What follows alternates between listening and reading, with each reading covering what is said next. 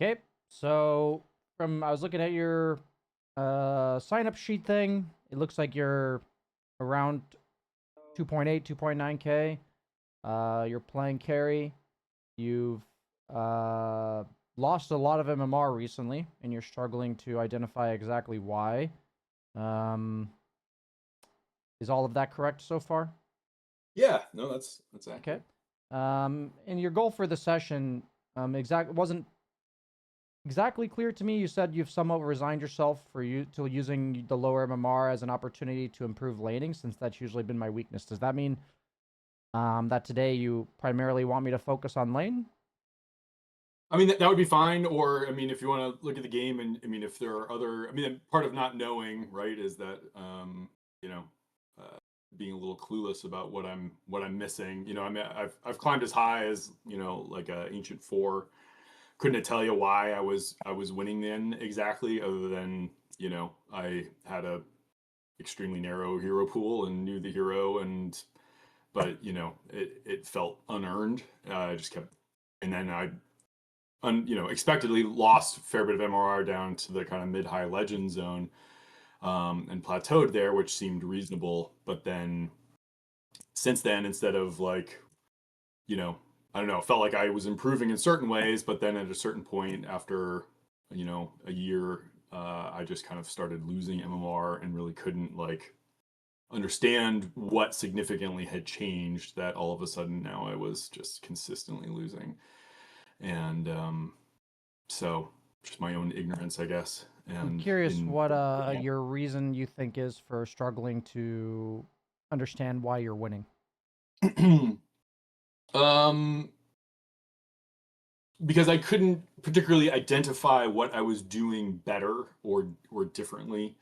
I think I've actually, there are certain skills that since I lost that MMR that I think I've improved on, like watching the mini map more actively, and um, uh, and so like I think I've actually gotten better at certain skills since I've been at a like that more middle MMR, um, than I was when I was peaking. I would lose lane horribly, recover in the jungle, and then come back and win. If I didn't have a good lane, I wasn't like, oh yeah, I'm crushing all my lanes, and then steamrolling the game and dominating these games. It didn't feel that way. It felt more like, I've figured out how to like win on this hero in a variety of ways, but like it didn't feel markedly different from 500 mmr lower. Um, and so it seemed like a fluke, and so it may not have been, but I just wasn't present to what I was doing differently. And then of course when I was losing MMR, it's like, I'm showing up at these games, doing the same things, but now all of a sudden it's just not clicking. So when um you're like down like 400 MMR, for instance, what do you generally do in response to that? yeah, it's a so I I guess it depends on the situation. If I've certainly lost a lot of MMR, like trying to learn new heroes, and just been, committed to, what, I'm going to keep losing MMR, but I'm learning this meta hero or whatever, and that's fine. But if it's a hero that I'm relatively comfortable on, then, I've been trying to improve, like my minimap watching, or, some of the fundamental things that I know I've always been weak on, like being aware of what's going on in the rest of the game, watching the other lanes, checking, what are my specific counters that I'm worried about, and checking heroes like, hey, when does does Pudge have a blink? Is he going to get a blink? If I'm playing Jug, hey, does somebody have a silence? Is somebody building a silence? Um, uh, those kinds of things. And so I try to focus on those sorts of, um, and then also I know the laning mechanics have kind of always, I feel like, been a weak spot for me. So going in and trying to identify, what are my threats in this lane? When do I need to leave this lane, et cetera? Trying to focus on those, which, is sometimes I come in more present to those things. And then, sometimes I'm just like kind of queue up and start playing. And I'm like, oh, right, I need to be thinking about this. So, plenty of bad Hmm. habits from playing thousands and thousands of games, kind of in a fairly lazy manner, I trying to be see. more content focused. Hmm.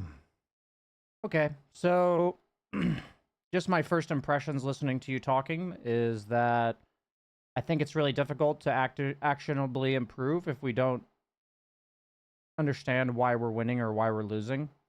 Yeah. I think it's a skill in of itself to be able to do that. Like, it's not like I assume everyone can or that we all are equally skilled at doing this. So I think a lot of today's questions that, okay, so just to clarify, make sure we're on the same page. What I do in the VIP session is that I spend about 30, 45 minutes talking to you like this, reviewing one of your replays, and Mhm. looking to understand your playstyle, generally speaking, and to give you like one or two small things to work on at each given moment in the game. Small things that Yep. I think will have long impact if changed. Um, so and then we do a live game afterwards, where during the live game I'll do my best to only coach you on the stuff that we've discussed. It doesn't always work perfectly, but the idea is that live games can be very stressful. It's already hard enough to play Dota as is, let alone Yep. having somebody scream into your ear. So, um, the goal of the live game is to help you in real time implement what was just discussed so that you have something to refer back to. It's like BSJ told me to do this, but now this is also BSJ helping me implement it so that I can experience it with what he's trying to let me do. And then, 2, 3 weeks from now, you come back with a replay that I review separately, and I just kind of check in on you to see if Great. you're taking things the direction that I was aiming for. Um, so with that in mind, I am gonna be pulling up your replay. I shared my screen with you if you didn't already see it. I I have a feeling we're gonna need to ask you some questions during this to see why you're doing what you're doing, um, so that I can help tweak it. So let's just jump into it. I have a few ideas, but let's not think about it too much right now. Sure. Let's uh let's jump into it.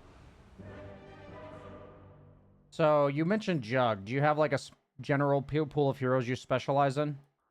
I do. It has, morphed a lot over the years. It was difficult, of course, having the patch drop here right at Christmas and then not playing that many games this week. And so I played some Jug over the last day just because that was the hero I probably played most in the last, 6 weeks. And since I was looking to understand some of the fundamentals around what I was missing or could improve upon, it seemed better to pick Jug instead of like going with a hero I wasn't as comfortable on. That's maybe Hmm. um, showing to be a little stronger at the moment. So, um, this is the right game. So, I mean, I've played a lot of Jug historically, but uh, you know, Are there any other heroes you're Grandmaster tier on? yeah, no, PL, Medusa, Drow, Okay. um, Naga. Okay. Um, I played a lot of Illusion Heroes for a long time, but they've been pretty garbage for a while now. Um, Gotcha. so haven't been playing those for the most part.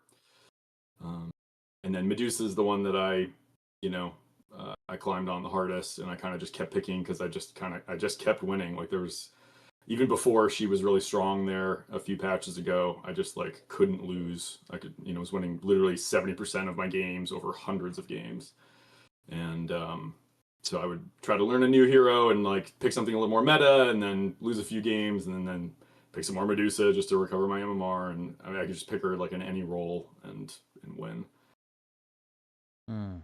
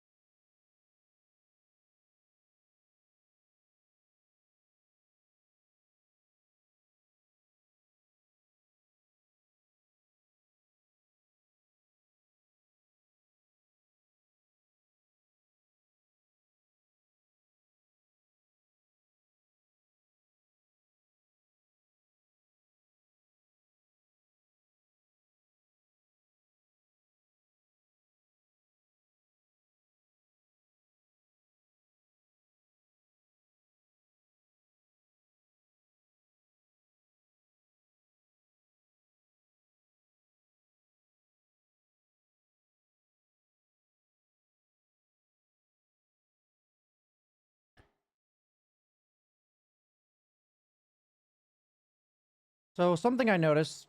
So I'm watching a lot of your lane, and I'm going off of what I talked to you about pregame here.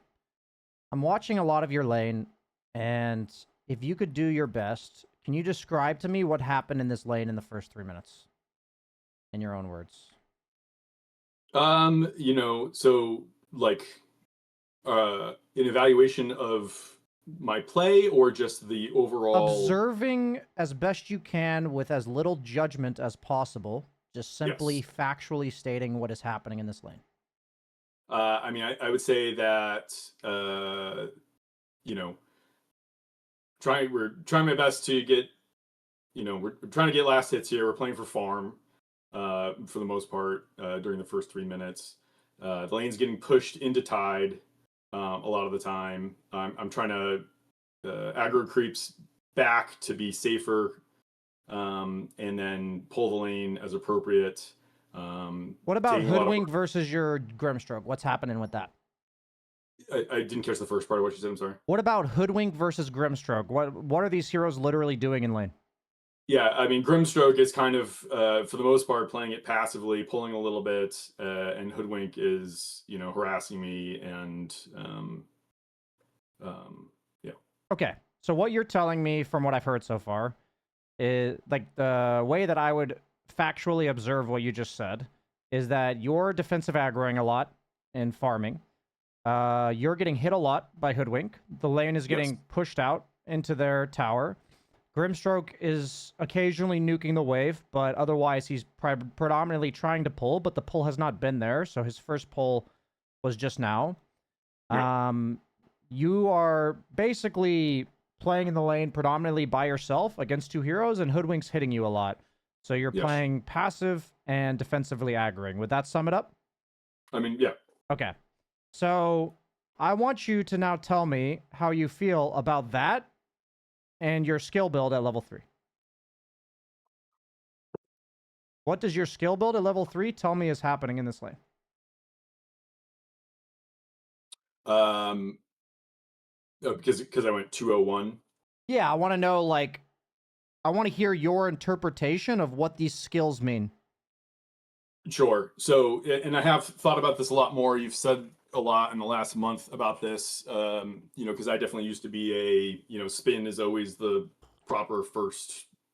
There's nothing else to pick other than spin on jug um, to start the game, and I've been much more conscious about that since some of the stuff you've said. So I was holding my skill points there because I wasn't clear which way the lane was going to go, and I didn't particularly need any of the skills. So as I recall in this game, I mean, so what? I guess, to answer your question directly, what this is telling me is that I'm hitting heroes because I took the crit, and the spin, would be a more aggressive play. I specifically didn't take um, the heal here simply because I still had a tango. I was taking harass, but it felt like I was getting enough XP that by the time I was going to need it, that I would have a skill point to sink into the heal. So that was my decision making in this lane. That may be incorrect, but that's Here's what I why. see. You're being defensively aggroing, CSing only, and getting harassed for free. For me, everything about that says healing word. I want to Yeah. know why it does not say healing word to you. Ignore, like, I still have tangos, but, like, I want to know why that doesn't compute that way for you. I think because I wasn't getting nuked down to a low enough part where I was like having to spin away or where I was feeling truly threatened. Like it felt like I was getting harassed, but I wasn't, it didn't feel like I was, in mortal peril. And so my hope here was that the Grim was gonna finally start playing a little more aggressively and we could try to spin on these guys, which we do start doing. But I do hear what you're saying. Okay. I'm going to keep going.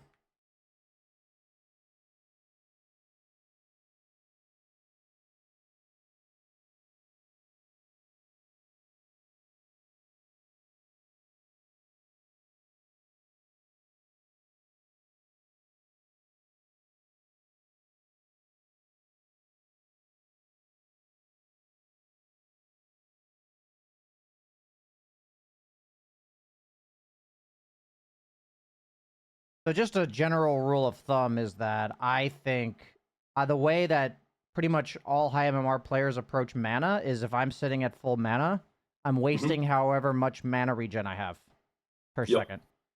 So this entire time I was thinking he's missing HP and he's sitting full mana. For me, this obviously computes into leveling a point in healing ward and just using it for the sake of it. Sure. It's 36% of your max HP nowadays, so that's like 200 health, which would be nice right around now. That's a good point. So you know, this ability, like you mentioned, is for hitting heroes. Like, it doesn't help CSing. It actually makes CSing, like, under tower and stuff harder Right. because it's unpredictable how much damage you're going to do. So, if I'm not hitting heroes, there's generally no point in leveling this in the laning phase. So, once I start jungling and stuff, that's a bit different. So it would make sense to me if you were 2-1-0 at level 3 and you had taken healing ward at level 2 when you were like under tower, you would have just like used it right there. For me, that would have made like a lot of sense. And then because if you wanted to put like 1 point spin at level 2 in order to make sure you have a reaction for when Hoodwink tries to stun you or whatever, that's nice. It's like a defensive spell in that sense. Putting a second point in spin means it's an aggressive spell, right? Because the thing that goes up is the damage. Like, yeah, the mana cost or the cooldown goes down, but in general, what happens here is the damage goes up, and that's predominantly the reason that you level spin. So if you telling me, yeah, it seems like we're playing chill right now, I'm hoping my Grimstroke gets more aggressive. I'm going to have boots, which makes sense to put second point in spin. For me, that all makes sense. This is maybe a too generalized application, but what I've noticed with people like yourself that struggle to understand why they win and lose, generally when I ask you guys questions about what's happening in lane, the description is not like, it's actually an amazing thought exercise in my opinion to simply factually describe what's happening in your lane. So you saying I'm trying to do this, like Yes. that's an evaluation. Do you see what I Yep. mean? You're right. That's not Yeah, a absolutely. so with someone like yourself, this is a very interesting problem in Dota 2 because there's people like there's a lot of people, myself included, that have played this game for like 12, 10 plus years. And so we have a ton of instinct, a ton of accrued knowledge over time. And the majority of the problem is getting people to access it rather than teaching them it. Yeah. Like, there are people who come in that are relatively new or newer to a role, and I have to spend time teaching them mechanics they don't know. I kind of knew coming in, or like after talking to you, that it's very unlikely I'm going to teach you mechanics you don't know. Mhm. It's much more, I need to get you to access your already known knowledge Yeah. that you're not applying consistently. So this is just thoughts because part of my form that I have for you, I'll link it now. It's something that I'll be filling out throughout the course of the session. Is drills outside of the game. Like, I have like an implementation plan. I would say watch 1 or 2 laning stages per week back during like how do I word this? Watch 1 or 2 laning stages back after 3 or 4 minutes. State what you have observed. Then watch it back to see if it matches. Like, don't do it meanwhile, just watch, right? And then after that, does my skill build / item build match this? So the reason why, not even match, does my skill build / item build optimize around this? So, like, am I optimally using my health, mana, skills, leveling each individual level based on what I said I was doing in lane? Because the way you're playing the lane mechanically, sure, it's not flawlessly, but like conceptually, I get what you're doing. Do you Yeah. see what I mean? It's like, Yeah. I don't need to correct you I don't need to tell you, hey man, you're not defensive aggroing enough. Hey man, you're playing aggressively when you shouldn't. Hey man, like I don't see any of that. So, it's more, I'm trying to give you, like, it may seem small to a lot of people watching, but if I can get you observing your laning stage, that will eventually lead to you observing the game as a whole. Right. So I want this to kind of be like a practice for you. I think it'd be really impactful over time if you spend 1 or 2 games a week just basically doing what I had you do just now. Yeah. And I think you'll self-correct. Like, I don't even think I need to do, because during it, you're even like, I see what you're saying. You know, like, Mhm.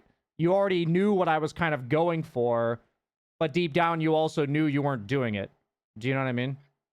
Sure. I guess I didn't in the I didn't see the value of it at the time, Yeah. and I think I think you're and I think I've changed the way that I do this, and because I am making those decisions very consciously, but I think I was it felt weird, huh? Like, well, I still have regen, why would I waste mana on other heroes? I certainly am like trying to use the mana, for the reason that you state, but Jug kind of has these very specific instances, at least in lane, where um, he can use. They're fairly high cooldown, and so like I guess I was just thinking about it differently, but yeah, no, I see the value in that, and I definitely see the value in trying to dispassionately, objectively describe the game, which is especially difficult to do when It you're, is. It's very being, difficult. with on Twitch with a person. So, It's, um, I think it's very difficult in general. Like, one of my favorite quotes, I don't remember the guy's name who said it, but he said that the distinguishing between observation and evaluation is the highest form of human intelligence. right, sure, There's like, obviously it's a debatable thing, but for me, I think it's very difficult to be told to observe something and not litter our observation with assessments, basically.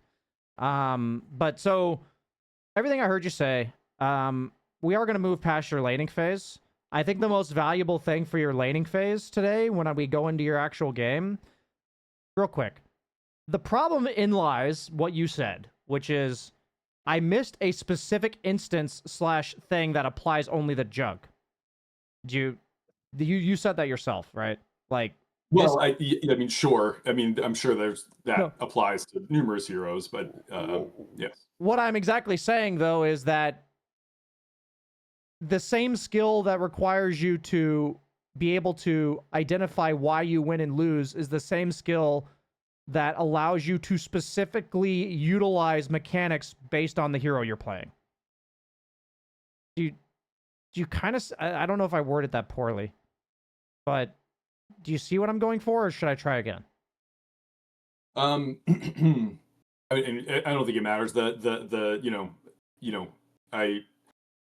Uh, I think the exercise that you prescribed is good, and I definitely recognize the value of being able to try to objectively describe these things, and question them. Okay, gotcha. I mean, I believe that you understand that. I guess my main thing is that Dota is a hyper specific game. Like, every game, there's unique interactions and unique situations that we find ourselves in, even if we've played the same hero 800 times. And part of learning to understand why you're winning and losing is to being able to capitalize on each individual unique scenario. And Right. doing what I'm trying to show is the benefit of, you say you understand it. I just want to make sure we're on the same page that I believe the benefit of observing is to be able to eventually blanket all of the situations you could possibly be in. Obviously, it's not possible to do all of them, but if you look at pro players, it's like they understand 99.8% of scenarios, and I would understand 98.6, and that's like a big difference. I'm fucking Right. up 7 times as much as they are. You know what Right. I mean? Yeah, absolutely. So that's what this skill is hopefully teaching you. So when we get into your laning phase today, whether you're playing Jug or any other hero, you know, before the game starts, I'm going to tell you what I think each of your skills represents and which ones you'll need in this lane and why. That's when Sure. the game starts. And then as the lane goes on, I'm just going to kind of update you on what I think I'm seeing and how that affects your items / skill build. It's going to be a bit weird because it's a bit more conceptual, but it's more like today I'm going to get you to think about things you're not normally thinking about during the game. Yeah. And it'll help you in your, hopefully, the exercises you do on your own. So, And reminder, go ahead. Oh, I've seen you do that, you know, with other people. Yeah. That is a and you know, I get it. Of when to, so like for me in this thing, we always make sure we include strengths to keep. General understanding of like when to play aggro and when to play passive seems on point. Like you're not overly extending yourself. You're not trying to get CS that fucks you. You're trying to pull. You do end up going for like the 1 kill attempt you've had all lane, like the one opportunity on the hoodwink, you went for it. So I think we want to make sure from this session you don't change too much about your laning. We want And to be, Go ahead. I chose one that, you know, this was, I felt like, you know, there's other games I played this week where I was particularly clumsy, or you know, this felt more exemplary of, I think, you know, What you my can do. average. Yeah. Yeah. Gotcha. And so I've certainly, you know, jacked up plenty this week, but yeah, I think this is, you know, in this game we ultimately win. This is not like a particularly, you know, in doubt game, but it just felt like there's probably more value in hey, this is when things generally go well, this is how I'm playing, how could I make this better, as Yeah. opposed to like, here's a game where I made 3 obvious mistakes and we lost horribly. um There's value in both of those things. It just depends on what an individual student thinks will help them the most, and it makes sense that you would choose that one. Like if that's what you think helps you the most, I'm all for it. Okay. We're gonna fast forward here.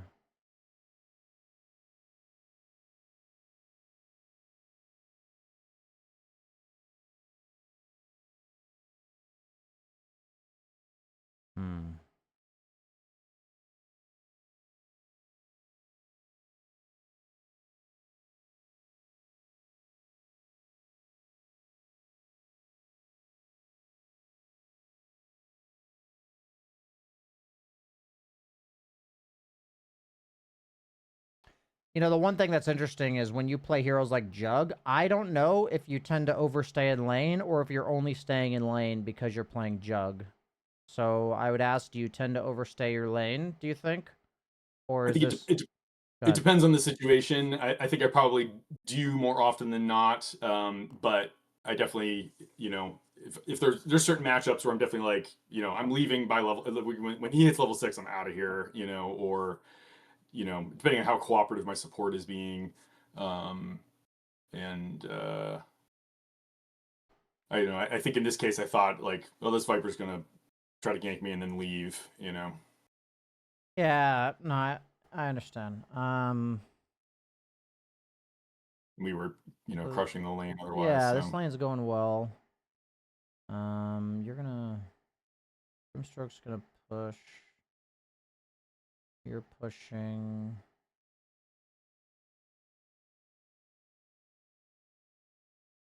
Okay. I don't think there's too much to correct here. I'll keep playing it out. Tide's level 5 still. yeah. Okay, yeah. Okay, all that seems pretty reasonable. I was just checking with you as I was watching. Okay.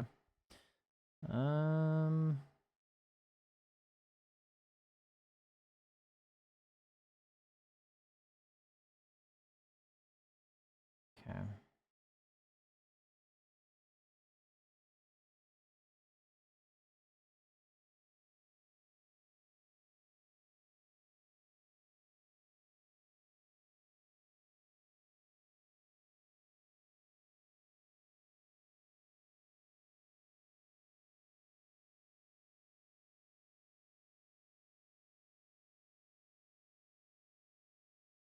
I mean, what's really interesting about this entire situation, I think you might have mentioned it earlier. I feel like this has been the problem in 90% of my sessions.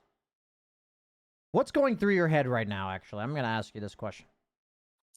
Yeah. So what I recall is, I think the sniper has showed up, and he's trying to, unexpectedly trying to kill these guys.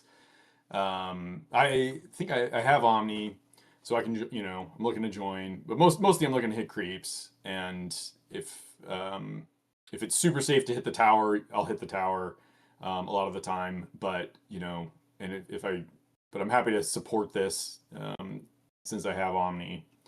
But mostly I want to hit creeps. Hmm.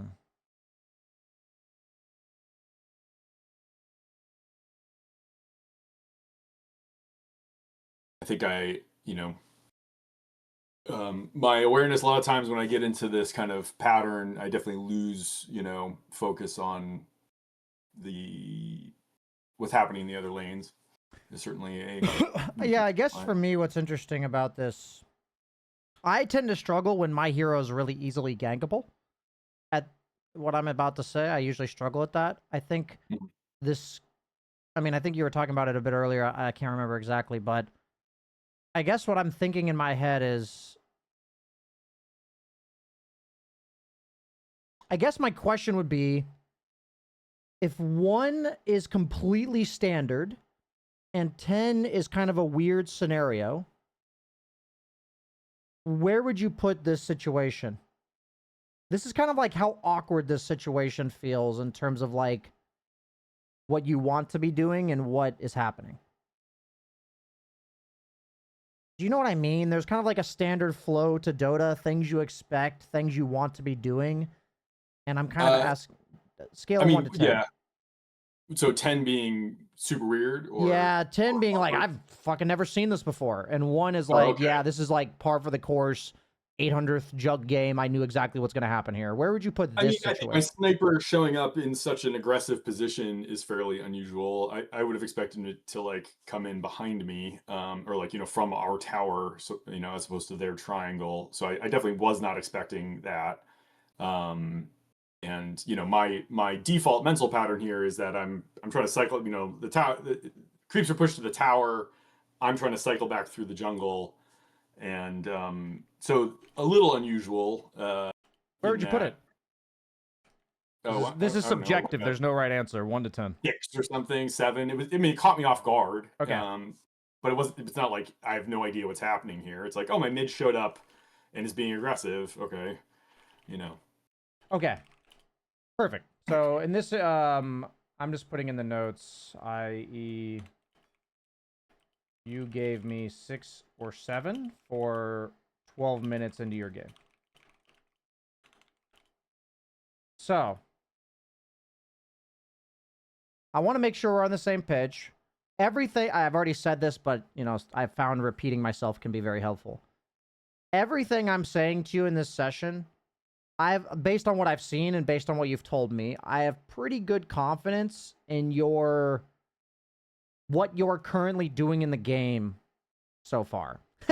Like, I have pretty good confidence in that. So when I have somebody come in and tell me, when I win, I win. When I lose, I lose. I don't particularly understand why, sort of thing. The entire session today is about how can I teach more awareness to you so that Yes. you're still doing the same things, but you're better understanding them such that you can replicate them more reliably, basically. That's dead on. Say it again. That's dead on. Okay, cool. So in your particular case, what I'm trying to draw attention to is this idea that, how often have you ever asked yourself this question? The question I just asked you. How awkward is this situation on a scale of 1 to 10? Oh, I mean, specifically that never. What kind Um, of equivalent would it be? What's like a close version if you have one that you would ask yourself? I mean, I think I always have a lot of doubt over, I feel like we want to be doing it this way. This guy clearly wants to do it the other way. You know, I'm not sure if I'm right or not. And I probably, I do an internal, like, all right, well, you seem to know what you're doing. I'll play it your way. And then sometimes that works out, and I'm like, all right, maybe I guess I should be a little more aggressive here. But then oftentimes it doesn't, and it's like, all right, well, I knew that was a bad idea. So your reaction generally when people are doing things that are not on the same plane as you, like say a one kind of means the exact pace of this game is predictable. It's going in line with everything I want to do. My team and I is in perfect sync. That's like a one here. Okay. So sure. You're meaning like you're just in the flow state, perfect comfort zone. You know exactly what's happening. You're wanting to do it. It's going according to plan. Right. So maybe instead of how awkward is this situation, like what is the chaos rating? Sure. How in line with my plan for the game is what's happening right now. Okay. I would put that more down like a 3 or something, or a 2 then. With my game plan is what's happening here. Yeah, because this is great.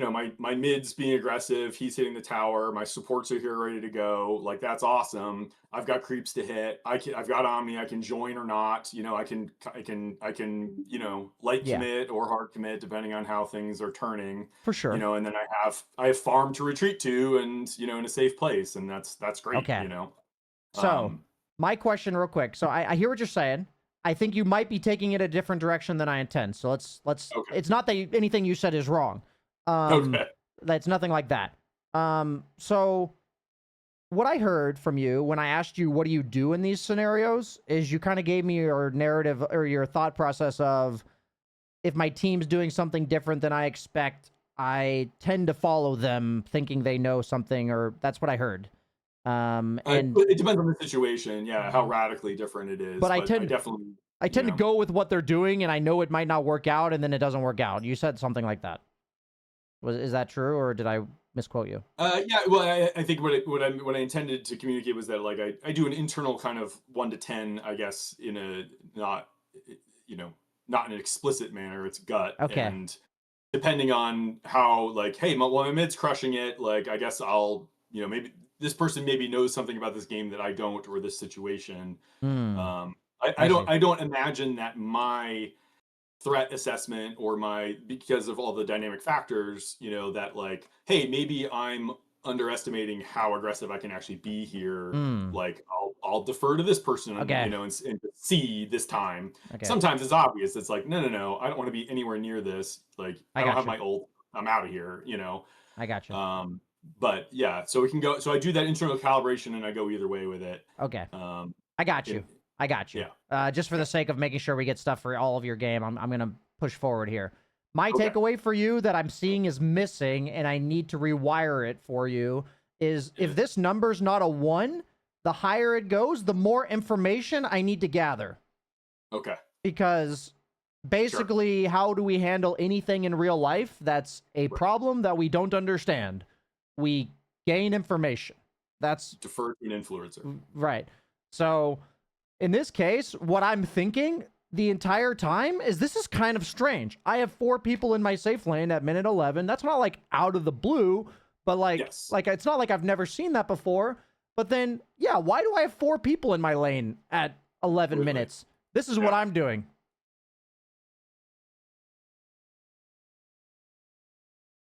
Oh, we're losing top tower. This guy's giving it up. Mid's pushed in. My sniper's here, like, with 3 stacks of shrapnel. That's what I do. Right. Because if I'm you, I'm just like, what the fuck's going on here? Okay, good. But the problem that most people have is they don't do this part. So, like, people get told I'm supposed to check the minimap all the time. I'm supposed to have higher map awareness.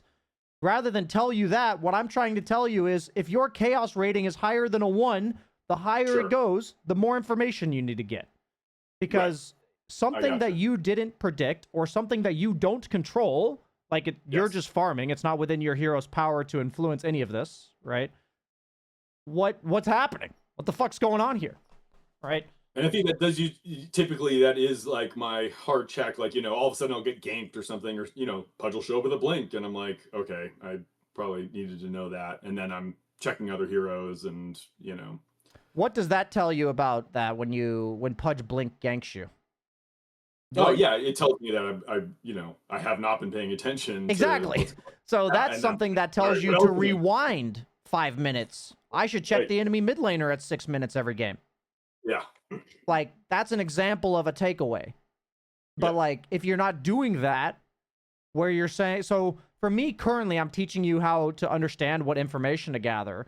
If you die to something unexpectedly, my goal for you from this session would be what information specifically would have helped this be less likely to happen. And so you'll get in these habits of, oh, I should check the mid laner at 6 minutes. Oh, I should check the enemy support levels at 6 minutes. Oh, I should see how the safe lane's going at 4 minutes, because then I need to know if the enemy 5's walking through the portal on me at some point. Right. You know? Like, this is what I mean by... It's good that in the moment you're like, okay, it looks like their punch has a blink, what happens? But that's something where we actually needed to get information earlier in the game. But if you're not looking at the mid laner at 6 minutes every game, then you didn't learn anything from that. Do you see what I mean? Absolutely. So that's why I want, obviously what we're trying to give you, or not obviously, what I always try to give people is stuff where if I get you asking this question 1,000 times, every time it will 1% improve you. Every time. And then you come back 6 months later and you're like, wow, that's 6 months of 1% of improvement. That's a lot of improvement. Yeah. You know? So that the main thing I'm going to be giving you in the mid game today is the information that I would be gathering that you're not gathering, because I think the situation you're in is kind of strange. Okay. Good. That's what we're going to be doing. So that's the mid game for you. I'm going to fast forward. We're going to get like one like mid to late game kind of situation that I'm going to look for. So what's interesting about this play for helping is I'm way less likely to help here because the other two lanes are highly pressured. Yeah. I just want to note that. It's not as much about your ability to help. It's actually the fact that this lane is completely unpressured. Jakiro's free to do whatever. Yep. Centaur doesn't have ulti. Like, I would have checked that guy and been like, oh, he's super passive farming. That's fine. So he's not helping, though. We have no offlaner. Yep. And then I see that mid lane's pushed in, and they have control of mid, so that means they're getting a rune. Like, all of these things matter to you contributing to the fight far more than you having Omni Slash. Right, yeah. Right? So it's not like you know for sure this is going to go poorly, but, you know, it's like one of those things where... it's like, arguably, you can play this better, right? But at the end of the day, maybe that takeaway was, I'm just going to Omni Slash a guy real quick, and I'm the fuck out of here. Like, from what I said earlier, all the things that we saw, it's like, I'm Omni Slashing this fuck, and I'm out of here. That's probably what I would have done. If I'm in, like, a perfect headspace, that's what I would do. I'm like, oh, yeah, the map's not feeling good right now. Oh, they're really low. Like, I'm going to do what you did, where I walk in an Omni Slash. But going into it, I know I'm getting the fuck out of here. Right after this, and I'm just gonna walk away. So I would have used Omni Slash to kill the Viper over spinning him. Either way, I'm using spin as immediately after I kill that guy, and I'm getting the fuck out of here. And it's hard to we're trying to situate you with your situation more with the reality of the game, I guess. I'm gonna keep going. So and I think that's. Go ahead. Never mind. Go ahead. No, it's fine. Keep going. Okay. So my next step for you.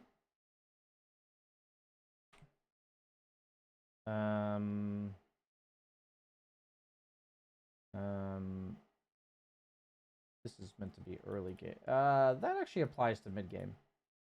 Mistakes to fix.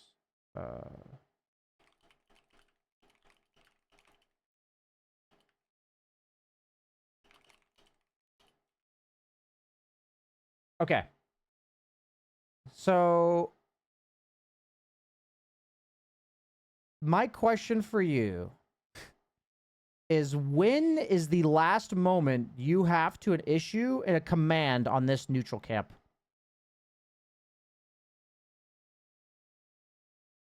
Like, are you issuing commands onto this neutral camp right now? Do you see what I mean? I don't know if I'm asking you well. Looking around the map more. Is that what you're saying? Yes, but it doesn't help. In my opinion, it doesn't help to tell people to look around the map more.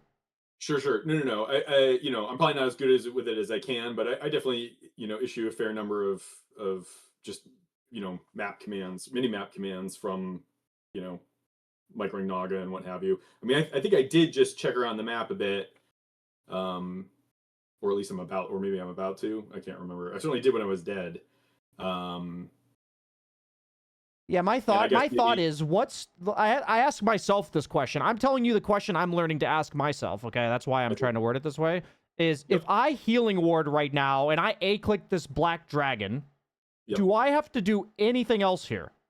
right. Well, maybe spin, but yes, no, I hear what you're saying. Yeah, Well, I guess no, I don't have a battle figure yet. yeah. So you spin because you don't quite have your battle figure. That's fine. If you Yeah, healing ward, spin, and right click this big dragon, yeah, you don't have right. to do anything here No, until I could you just kill this camp, right? click the map to the to the small camp, and then look at what else is Yes, going on. exactly. So what I'm trying to emphasize is that you can conceptualize the minimum amount of commands you need to do on every camp. Yeah, right. And rather than worrying about looking around the map, if I can learn that on every hero, then I'm just going to get fucking bored Right. looking at this camp. Do you see what Yep. I mean? Yep. So I'm trying to ask the question rather than telling you to look around the map. It's like, what is the Yeah. way we can optimize the step process we're doing right now? A lot of Sure. people like myself spend 10 seconds right clicking that big dragon. Just right Right. click it, right click it, right click it. But what I've noticed with, like, there's sometimes where people, when they're playing TA, they don't look around the map very much Yeah. because you need Yeah. to see which creeps in front and which one you're going to side blade efficiently. So we don't want to miss efficiency Right. in order to look around the map. There's a delicate balance there. But I'm trying to emphasize to you that, like, yeah, this is a whole lot of not needing to look here. And it's not like, bashing you for saying you never look around the map. It's like, how often are we not looking around the map when we could be? This is just theoretical information you're missing, and it'll compound very quickly. For me, I'm wondering why we're ramming our head into a Ravaged Tide. Like, I'm wondering why I'm with my team right now. I know we got the tower, but, like, I've seen, basically, I have Battle Fury, and I'm, like, sitting with my two supports and pressuring a tower. And I'm kind of thinking, like, why am I here, I guess, is my thought. If I'm anti-mage, I'm just hitting newts.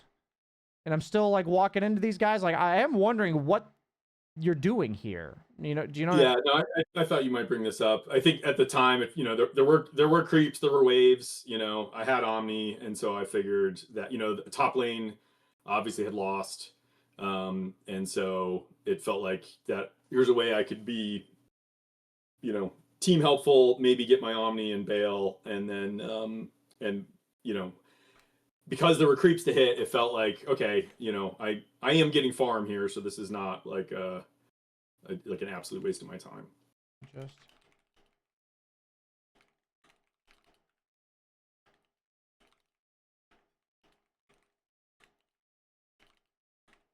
okay. So I understand now. A lot of times I have people like, not a lot of times. When I have students like you that clearly think a lot, like I think anybody watching has no shred of doubt that you think about this game, like when you're playing. Sometimes people are just on autopilot and they're not doing anything. Mm-hmm. The idea that you're saying I have creep camps to farm this whole time and all of that makes a lot of sense to me. You're thinking you're not really missing farm by being here, which I understand. My thought is, Carrie, is the amount of pressure I apply in the first 15 to 20 minutes is directly proportional to how much pressure my teammates are applying. Mm-hmm. So, like, when my sniper comes bottom, I might be willing to apply more pressure. But one thing I've noticed in your camera, as well as in your map movements, is you don't give a shit about the other two lanes. Mm-hmm. In regards to the pressure that they're experiencing. So, like, what I've noticed here is, like, if you're still sitting bottom when other two lanes look like this, there's, like, a big problem here. Big problem. And part of the reason that this lane looks like this is because your other two lanes are getting pushed into you, and you're still trying to use your resources to pressure the opponent when our resources need to be used relieving pressure. Yep. On lanes. It's like, if they're 4-manning top, then sure, hit the bottom tower. But, like, if the other lanes are just pushed in and we're trying to, like, exert some pressure on our own, most pressure carries give in the first, like, 20 to 25 minutes. is doubling down on pressure that their teammates are already giving. I see that my Centaur's playing really aggressively top. Somebody on their team is going to have to react to that. So I'm going to be playing really far up here. And when they react to Centaur, I kill this tower. Do you see what I mean by like doubling down on your teammates' pressure? Absolutely. And that's a really common, combo, right? You're left alone as Jug bottom, so you just take the tower. Yeah, and so, but I'm seeing you're trying to be aggressive when the other two lanes aren't pressured at all. And that's what's rubbing me the wrong way. Sure. Well, Like, I think I don't know how long my scent has been down here. I mean, he had been farming top, which is why I came back bottom originally. okay. Okay, so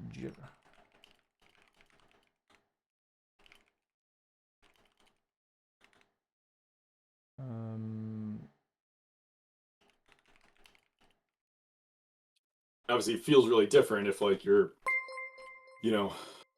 off lane has been strong and now they're showing up bottom to kind of take over the lane, and so top's empty and you want to get out of there, so it's a pretty obvious decision then to I'm thinking about how to best help you, right? I want to make sure whatever I say lands in some way. I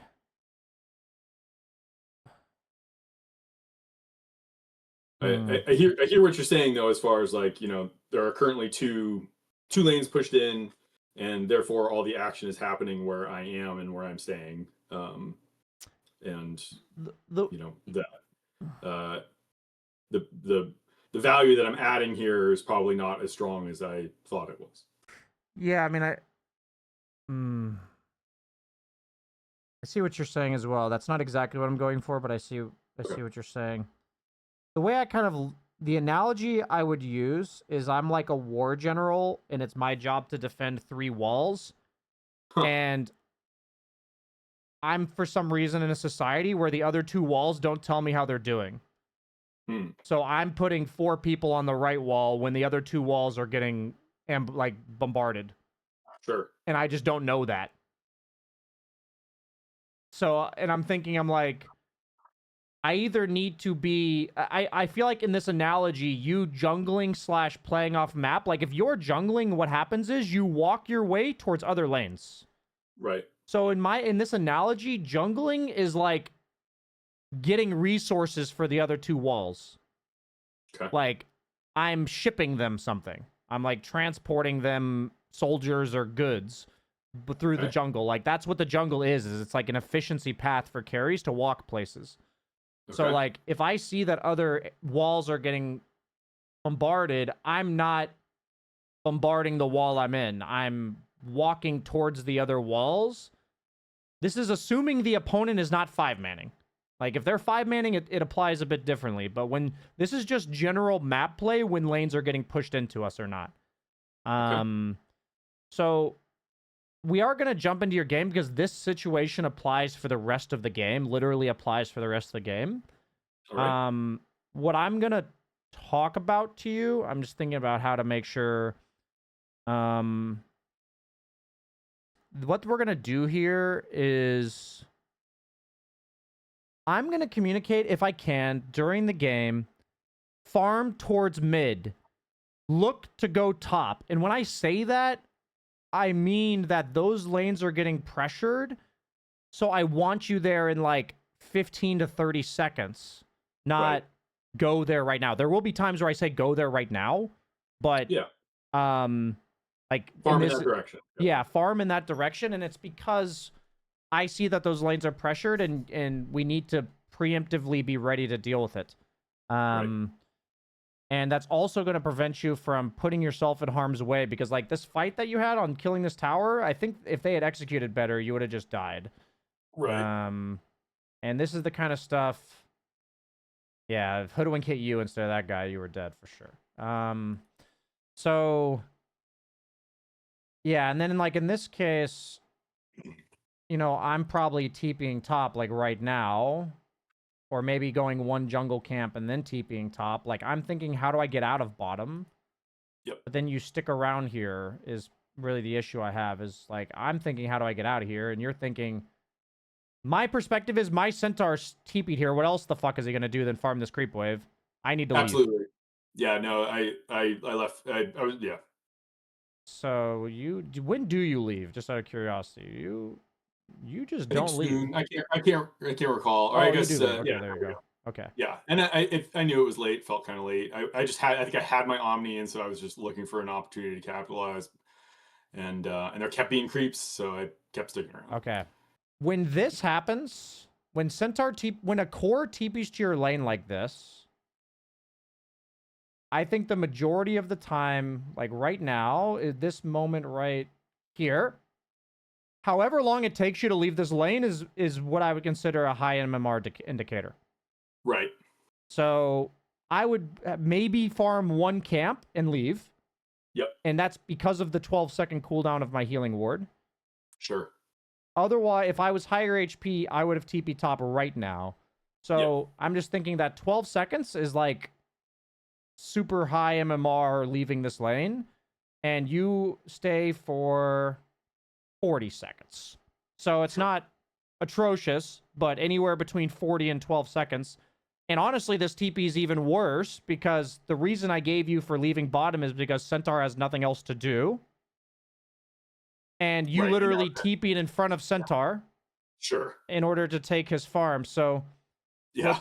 what's interesting about this is in part of your summary, it says, however, I often wind up nearly double the net worth of my highest teammate in a situation where I make a single mistake, we lose this game. Whenever I see that, I'm 100% sure the carry is taking other people's farm. Hmm. And I wasn't sure if we were going to run into it or how directly, but this is staying bottom took his farm, teeping into his face here took his farm. Sure. And Yep. it's not a matter of his farm as in it belongs to him, but it's his Yeah. farm as in what options do you have and what options does he have? When Yep. he No, I TP, totally get it. yeah, okay, cool, cool. Yeah. No, this was efficient for him to take now because I stayed bottom, and then Yes, and he I didn't literally see that left he was bottom there, because and you stayed, and then you TP'd in front of absolutely, yeah, 100%. It's I really got hard to it. see that kind of stuff. Yep. But afterwards, it's usually generally pretty obvious. Are you able to share your screen on Discord and not Yeah. lag too Sure. much? Absolutely. Okay, then let's do that. That's the optimal way to watch your game. I'm gonna stop streaming.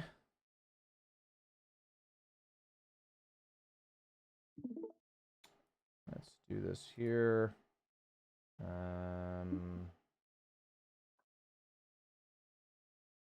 How was I doing this before? Was it? Give me 2 seconds here. No problem.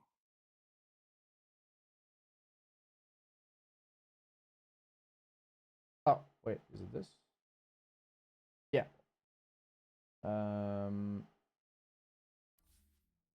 Why is this Zoom dead? I must have done something like this. You want me to just queue now since it'll take a Yeah, little yeah. Go bit ahead. to Go ahead. Yeah. those POS one Friday morning NAQs will take a little while. Yeah, I understand.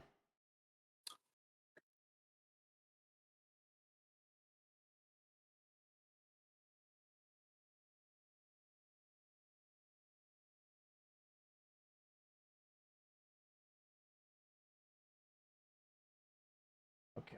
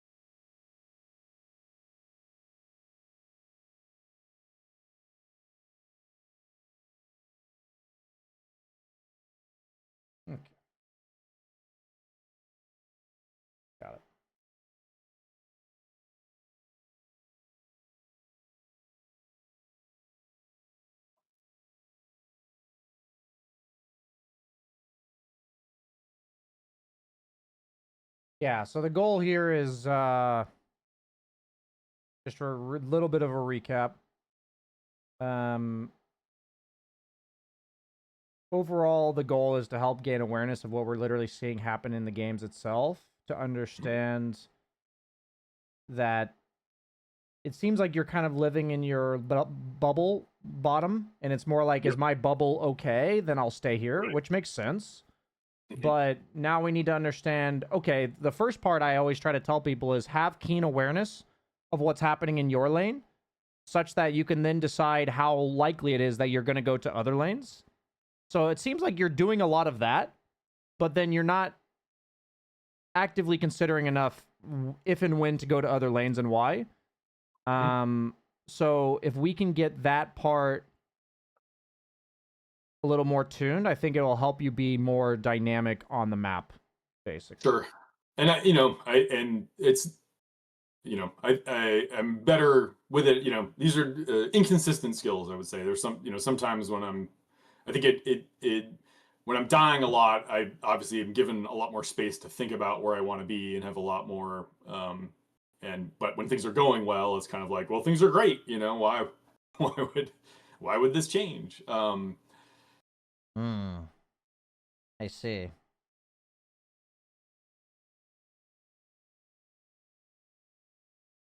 How do I word this? If everybody thought the way you did, nobody would counter gank ever. Sure. Yeah. That's my Yeah. thought from that. Yeah. I'm a carry, man. What's counter ganking?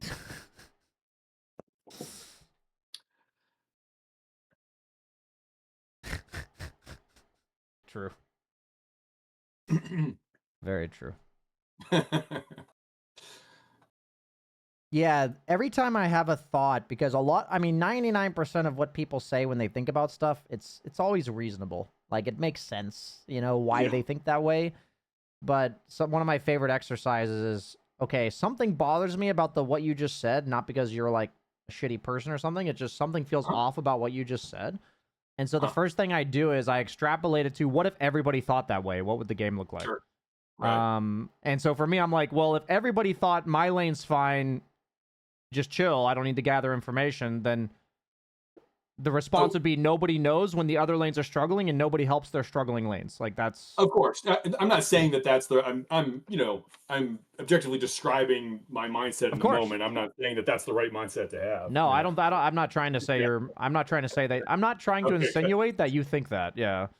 I'm Right. laughing about the fact that sometimes that's one of my most effective ways for myself to understand why Sure. I didn't like what you said. Right. Right. Got it. Or like how that would negatively play out in your games, I guess. Yeah. Because it's Absolutely. not that I'm not trying to judge your character, I'm trying to help you win. So, Right. Yep. yeah, Completely. it's just interesting that, yeah, that totally makes sense. If nothing's wrong, right? Why worry so much? That makes Yeah. sense. Well, and it's different. It's different depending what role you are, right? Like, Yeah. you queue as a 3. It's like, okay, well, part of my, my job here is to, set the carry up in, however way my hero does that. Mm. You know, and well, I'm the 2. I've got to be looking for opportunities to support the other lanes if I can. The 1, it's all about me, baby. So, um, Fair enough. but yeah, no, it is definitely an inconsistent skill, and it's hard, of course, when you focus on one thing to keep the others in mind. So Mm. if I'm consciously trying to improve my laning mechanics, then I'm thinking about the awareness of my lane. Is there a pull camp? Is my support even pulling? Mm. Um, as opposed to how's my off lane doing? Um, Yeah, I see. Yeah, I mean, if you're putting a lot of conscious effort into what's currently going on in your lane, it is going to be difficult to worry about other lanes. So maybe the mhm. problem in lies not solidifying the habits of what you're doing in your own safe lane. Maybe. Yep. Right. Come on, dude. Accept. Help us out here. Come on. Clap your hands, everybody. Ugh. Oh, Indeed. ruthless.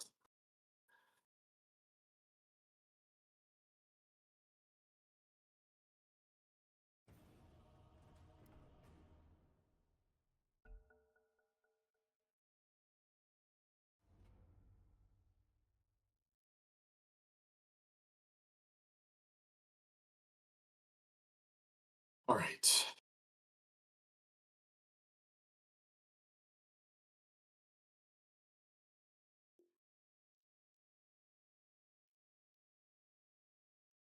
So you want me just to pick Jug here so that we're on familiar Yeah, that's fine with territory? me. Or That's fine with me. yeah.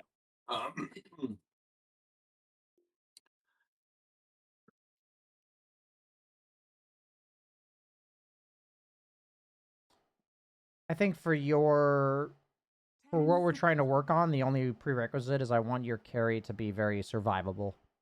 Sure. So if you want it to be Jug, that's fine. If you want it to be someone else, that's fine too.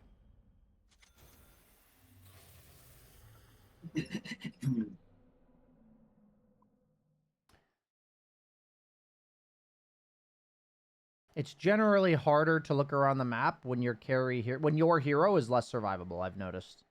Like, Right. I'm, like, super paranoid if I'm sniper and I look away for a few seconds, because if I'm not ready to Hurricane Pike the Ursa when he jumps me, I just fucking die, you know? Yep. So, like, I have to have my camera on my hero at, like, 95% of the game. All right, here we go. All right, Hey, Jug versus Anti-Mage, same as your game that you were just playing.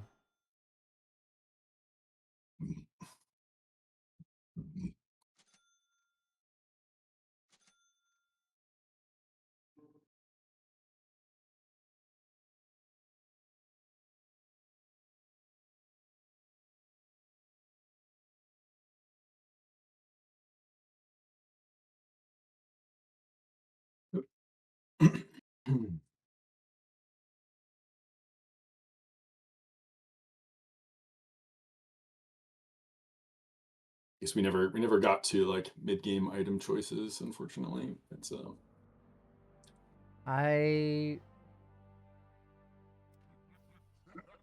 How do I word this? I personally don't think items are your problem, okay. Well, but they'll play out, and we can talk about them a bit during the game if you die or something, or...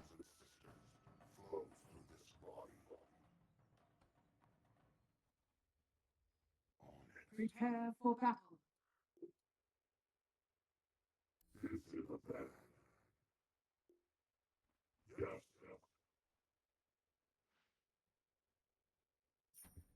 Very well.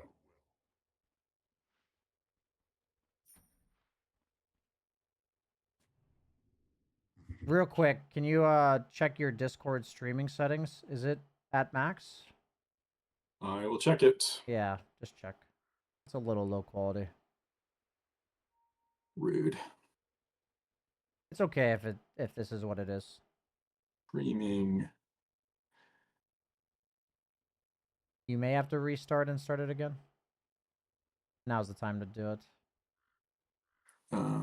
We have attenuation on, so maybe I'll turn that off. Okay, it looks better already, actually. You're Okay. good. You can play your game now. Don't worry Great. about that. It's definitely good it- enough. I just figured now might be a good time to check it.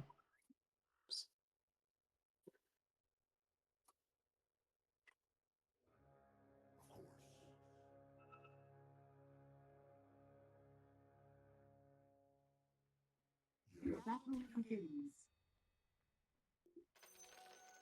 Today, this blade spills blood. As you wish.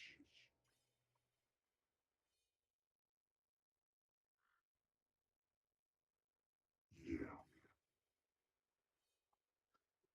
Hmm. Oh, it's a mag mid. All right, so probably Kunkka. Lift on.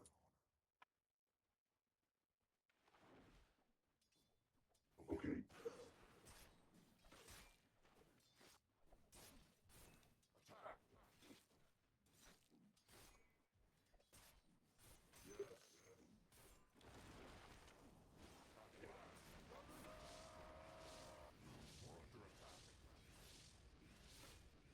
The first of you of me. Way.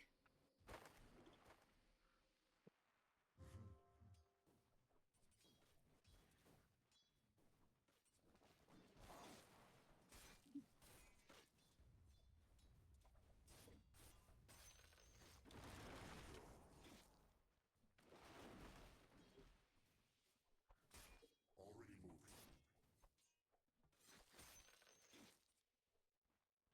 We bring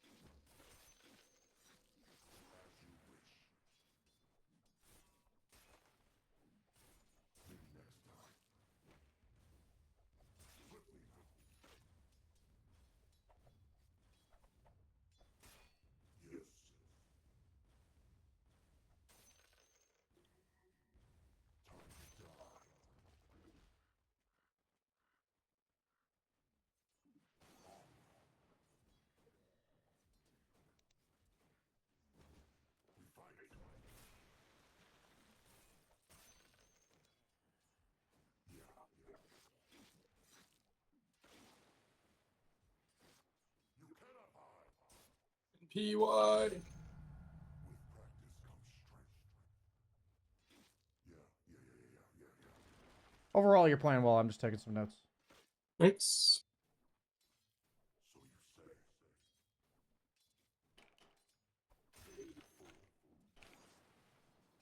Stand it right.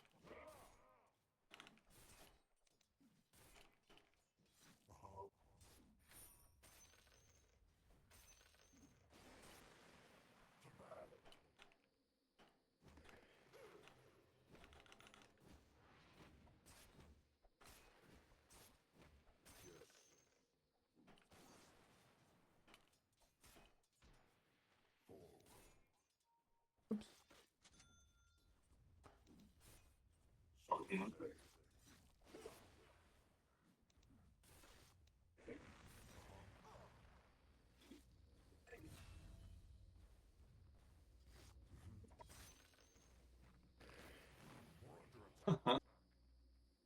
Yeah, pretty annoying spell. Yeah, I just misread it. No.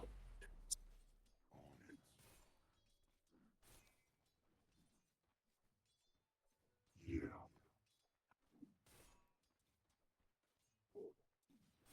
Certainly now. It's almost time. Yes. They're probably pulling large here. So you're gonna Oh, want to God. walk through the left. Already moving.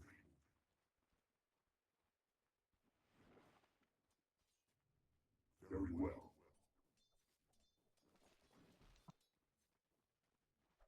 Yes.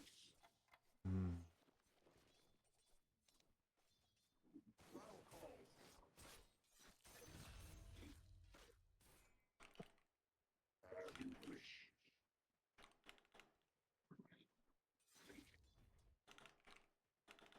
Yeah.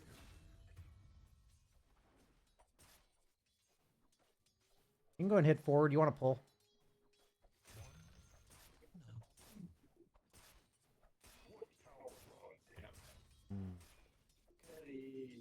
You're gonna miss the pull at 520. Strength is ours. Yes.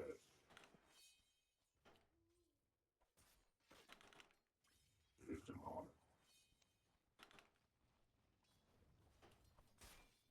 Okay.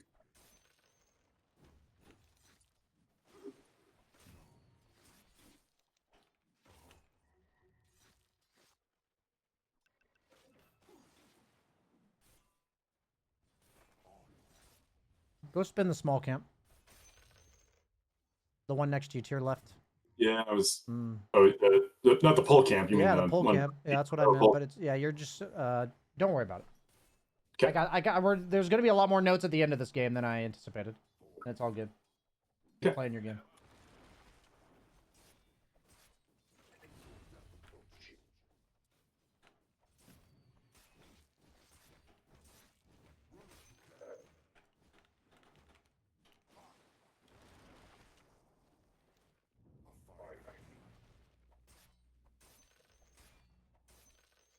Spin the wave.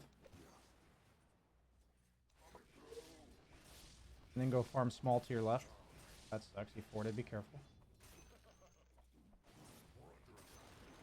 Yep, go farm small.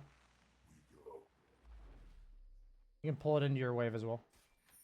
If it makes sense.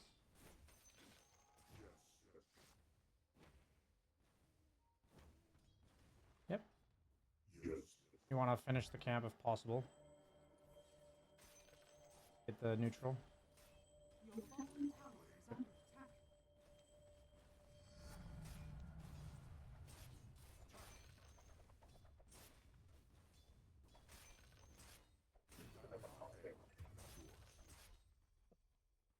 Go farm small camp downward.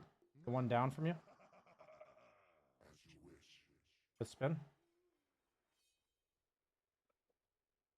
Feature He's just spread trying swap. would have saved the lane here, but Yep.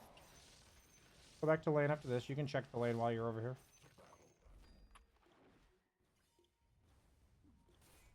Your bottom tower is under attack. Run as you can. No less than we deserve.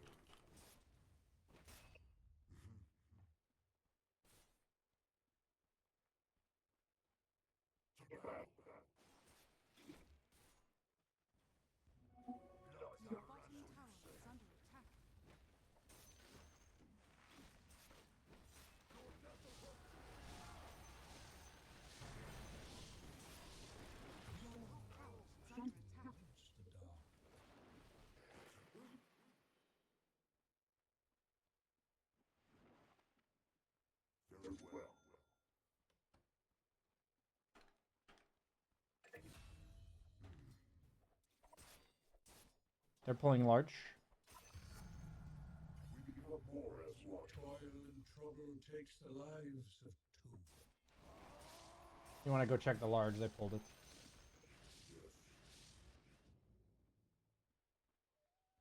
Oh, it's gone.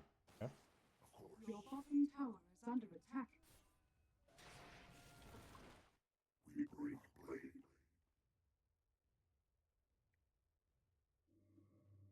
Humble.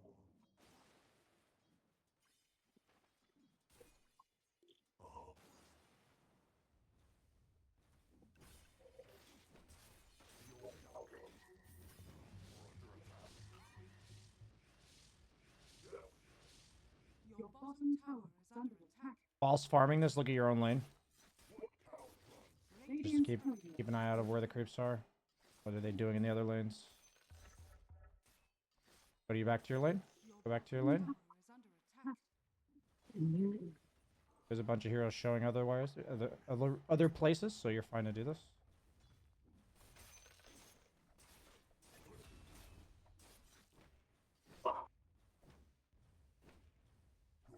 Then the next wave, since Kunkka's all the way over there.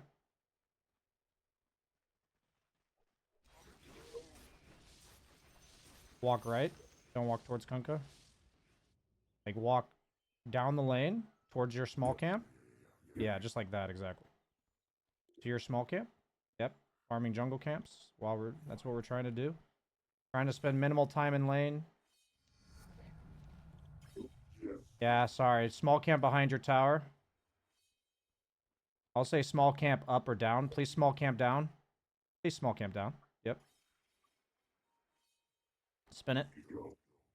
You got to get back to your lane. Look at your lane. Yep, that's your timer to get back. Go ahead and go back.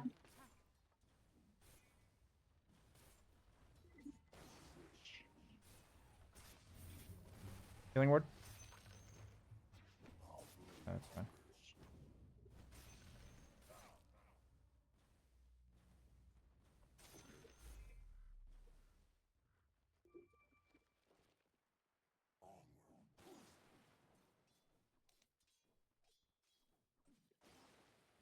Yeah.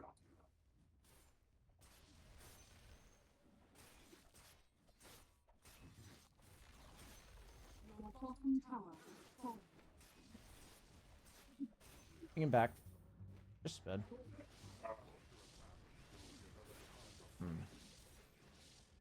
Okay, walk. Oh, okay. Farm those.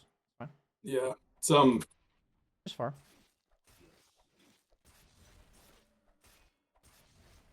Your timing to go back to wave is your healing word cooldown. Spin the wave to your left. Or camp to your left. Spin that one. Use healing ward. Go back to lane.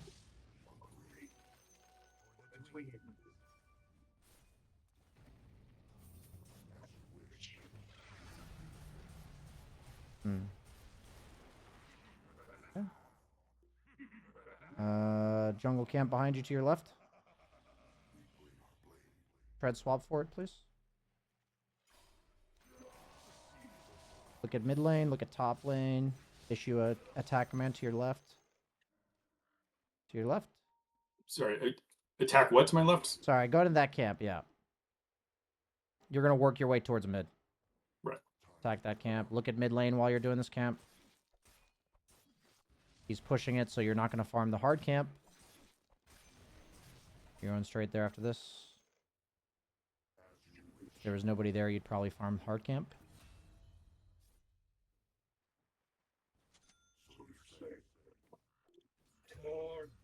Yep, just push the wave.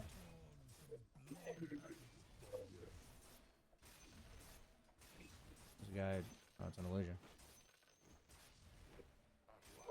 Push mid. They're all top.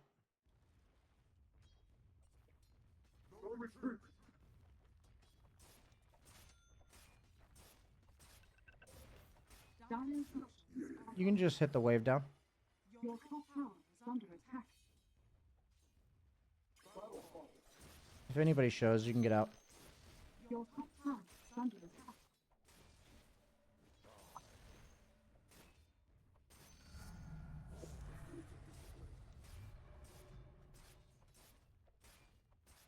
Look at top for me. Okay. They're all missing. Run down right, down right, down right, down right. Oh, you're going for the tower. Okay. It's fine. Spin.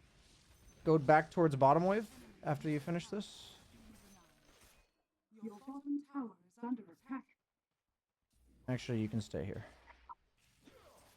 How's this guy doing? I will just be honest, it's sad, but I can't really see your minimap because of the quality. Just kind of, it is what it is. Oh, okay. Yeah, it is what it is this time around. I'll have to fix it in the future. You can do or ancient camp, I'd say, with spin.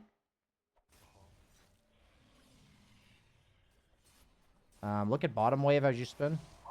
Yeah. Yeah, you're gonna want a TP there after this camp.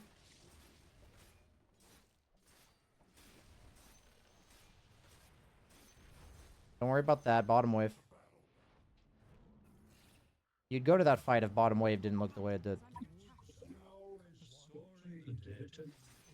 Check Legion's items for me. Okay. No blink on him for a while. Keep going. I'd just spend the next wave and then farm the river camps backwards. Okay.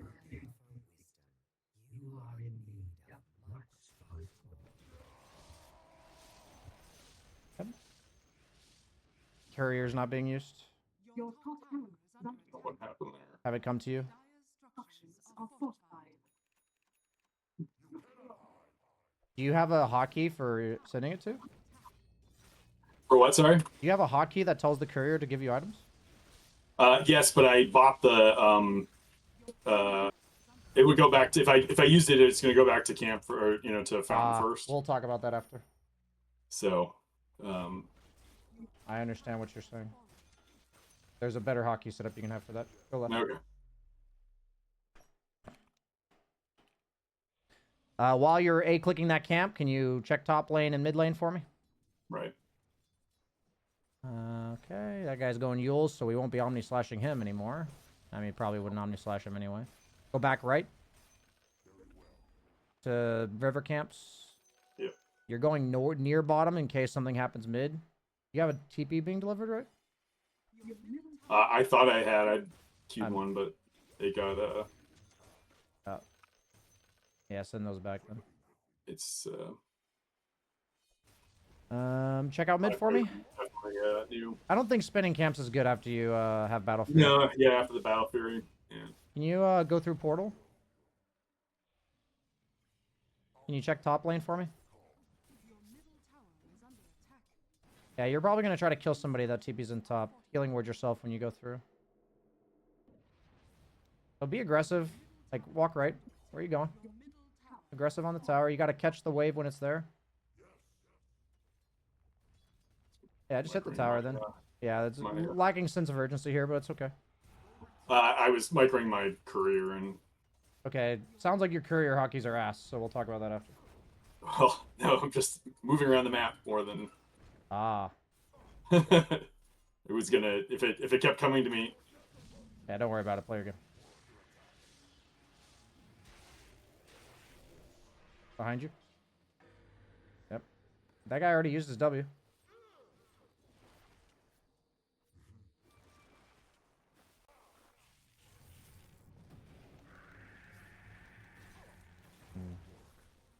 Okay.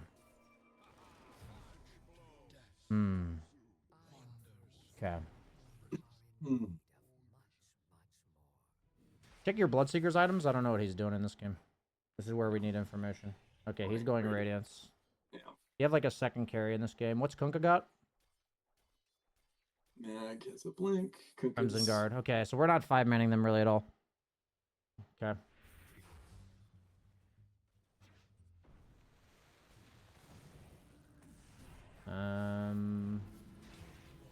Crimson Guard's used actually. You can maybe TB there.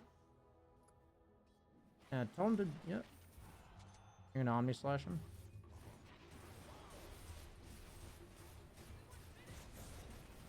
Seems suboptimal. Healing ward. Nice. Oh, anti-mage got out. No. Okay, just go jungle. Go right. Unfortunate. There's no Bloodseekers not Yeah, coming. sadly, Bloodseeker never showed up. Just farm these camps to the right.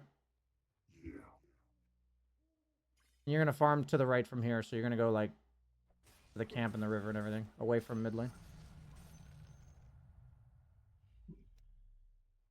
Your middle tower. Farm click the next camp. To your right, and then look mid. Or top works too, yeah. Good. Okay, mid lane's pushed in. What's Invoker got? Your middle tower is under attack. Okay, he's useless. Okay, keep going right. Actually, yeah, farm the camps to your left here. I wouldn't confront that guy.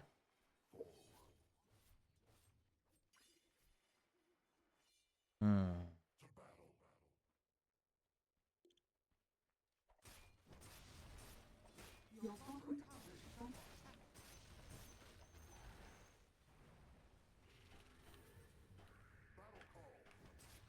Your middle tower is under attack.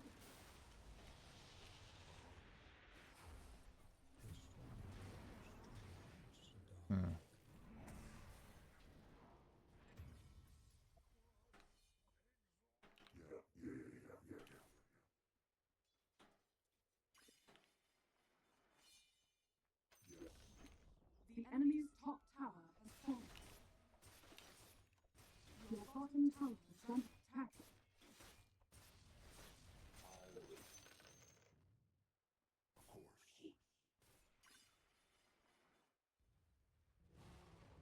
Your bottom tower is under attack. Go up. Up. Yeah. Away from your side of the map. Dire structures are fortified. Go to like the camp that's near their bounty rune. Your bottom tower has fallen. Even if that's where Bloodseeker's going. You can go to the next camp too.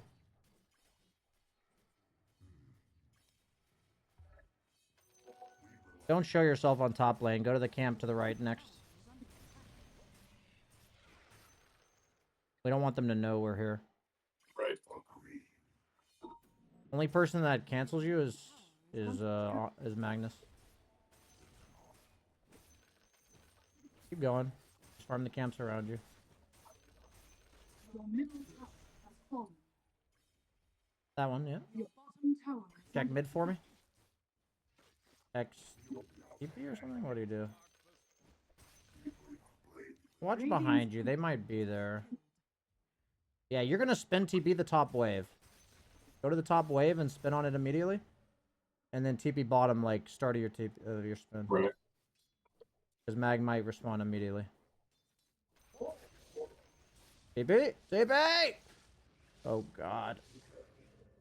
Ugh. That was not the highest sense of urgency, but that's fine. Keep going. Keep going, bottom. Go, go, go. It's yeah. All good. No,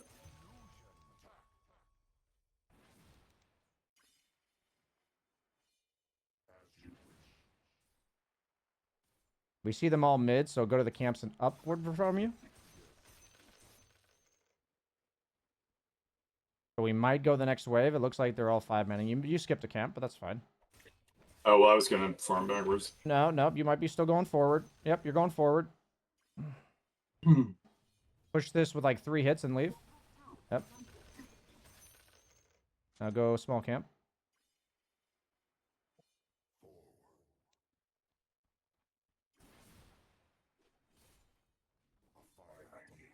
You can go back to Bloodseeker. The enemy's bottom tower has fallen. It's 2240, so maybe go get the Wisdom Shrine. Maybe it's there. Top tower is under attack. Looks like Bloodseeker's taking it. Go their Ancients then. Bloodseeker's stream sniping us. Tower is under attack. It's fine. He's just playing second carry, so he's taking your farm. I understand the frustration, though. Healing ward yourself back to full. Go the medium camp there. Check mid lane. Okay. Go back towards your Bloodseeker. There's really nothing else. There's nowhere else to go right now. You don't want to retreat back to your side of the map. Go towards your Bloodseeker. Is he caught? I don't know what's happening to him. Okay, yeah, let him go, let him go, let him go. TP mid, TP mid.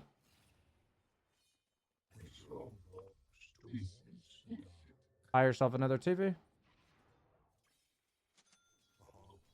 So now we got to gravitate towards the top half of the map because Mag and Kunkka went bottom. So you're going to push one more wave, and then you're going to go your own Ancients. Own Ancients, own Ancients, own Ancients, own Ancients.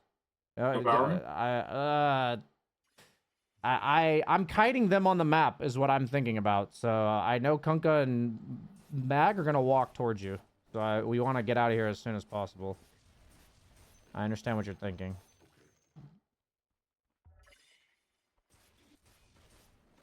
Go top. They're probably rushing. What your Legion got? Okay, going Deso, questionable. Go to the camps next to you.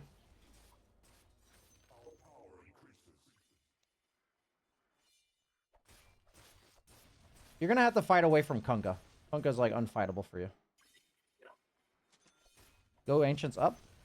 Actually, go wave and then Ancients up. Wave first, wave first. You're being super passive here. Up, up, up. Yep. Looks like they might be 5-manning.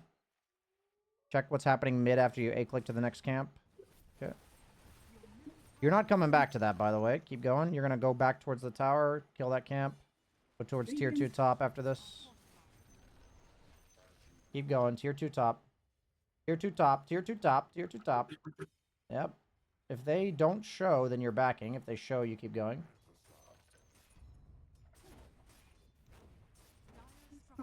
Okay. Farm camp nearby. Down. Oh, right. Clear those. Down, down, down. Yep. Healing ward yourself up.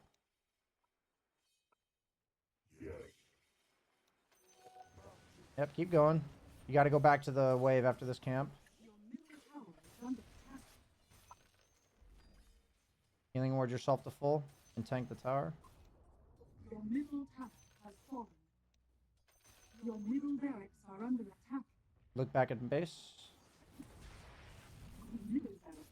If Bloodseeker shows up, I mean, he's telling your team to defend, but he's not showing up, so. The enemy's top tower. Go top camps. Yep. Check mid out still. Just keep looking. Looks like Bloodseeker's not showing up, so we're just waiting for... We're just waiting for Bloodseeker. Keep going. Go back to the wave bottom. Yeah, that works, that works. Yeah, good. That works. Check out bottom. I need to see what's happening in base all the time. Yeah. Might be a good play, actually. Yeah, TPN, TPN, TPN, TPN.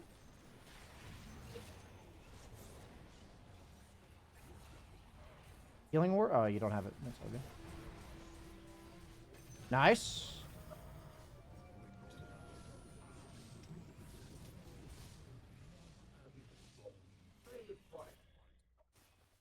Nice. Fucking go. Go butterfly next. Fly that out to the secret shop. Go the camps upward from here. Okay, they're gone to go left. I think Anti-Mage went backwards, but he might be here. He might have taken this. Okay, he didn't. Go back to the river camp, all the way back towards your team. Make sure you're farming every camp along the way.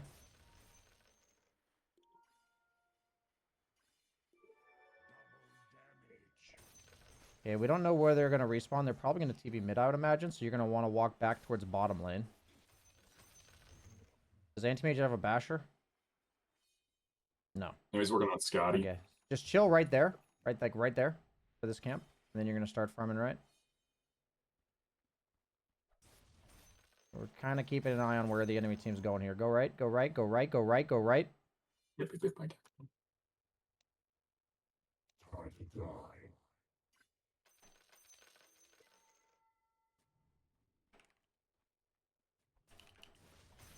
Okay, you can go back to the ancients behind you. Seeds of hope. You're going to farm backwards now because you see Kunkka walking towards you.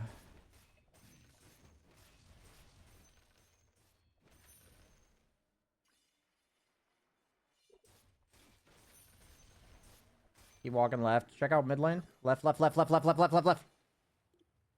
You're a ninja down here. Radiant's courier has been killed. Oops. Just hit. You're not stacking. This is you're. Oh man, I see what's happening. Okay.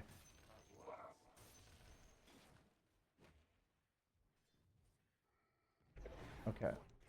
Hmm.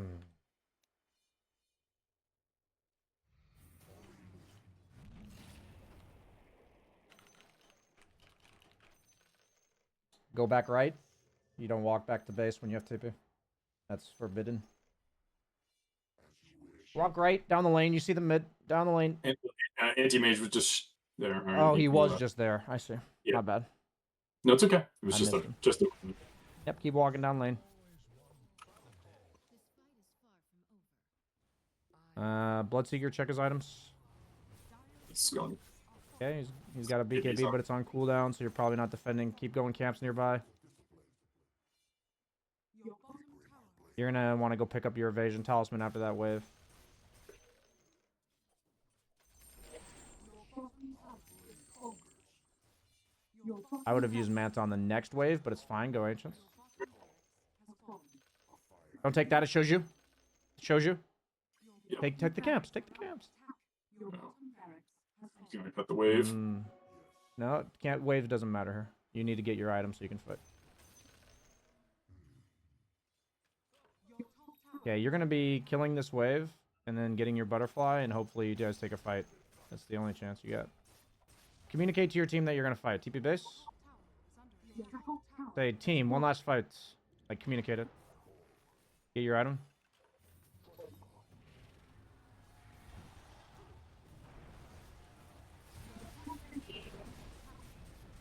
Hmm.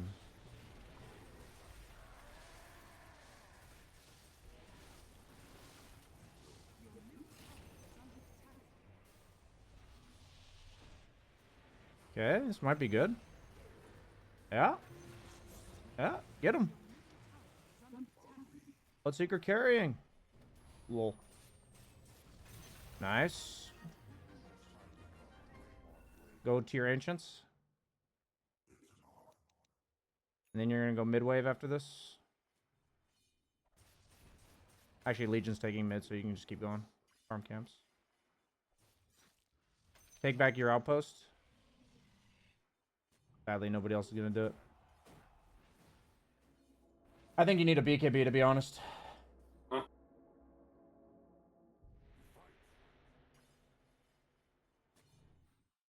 I think you can use BKB.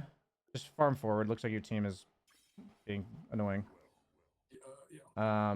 I think you need to hold your Omni until, like, Crimson's been used and shit. So the BKB is to walk in and hit, force items, and then you can use Omni later.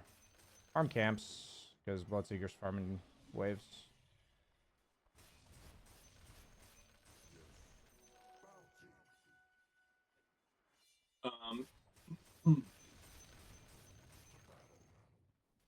Yeah, Would you normally like to just go go a different ag. item?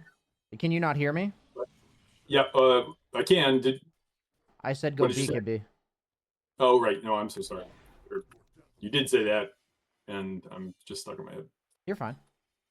TP bottom wave. I don't think your Bloodseeker is killing an anti-mage. Can you walk yourself down bottom and show me what's happening top? I'm really confused by that interaction out there. Okay, it's just illusions. Oh, it's real. Okay, maybe you could have killed them up there. I just didn't expect that to go well. Keep going right. Buy yourself a TP if you can. Yep. Camps along the way as well after these.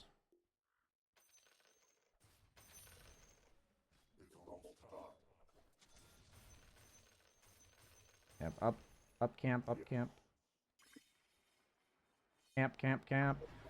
No, you, okay, You're gonna go for the next wave. You're gonna go hit it. Where you going? Go wave!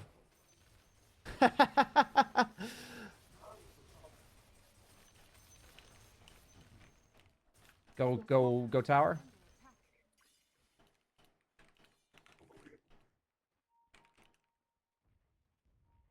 Look back at your base. Okay. Might just be losing base here. Go, Ancients. That works too. We need our items, so. Keep looking at base.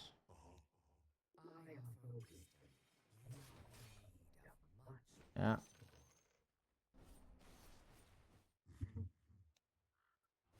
A click towards... I honestly think you guys can still win this game. Do the camps on the right. It's theoretically, You it's guys can always still win. possible. You guys can still win.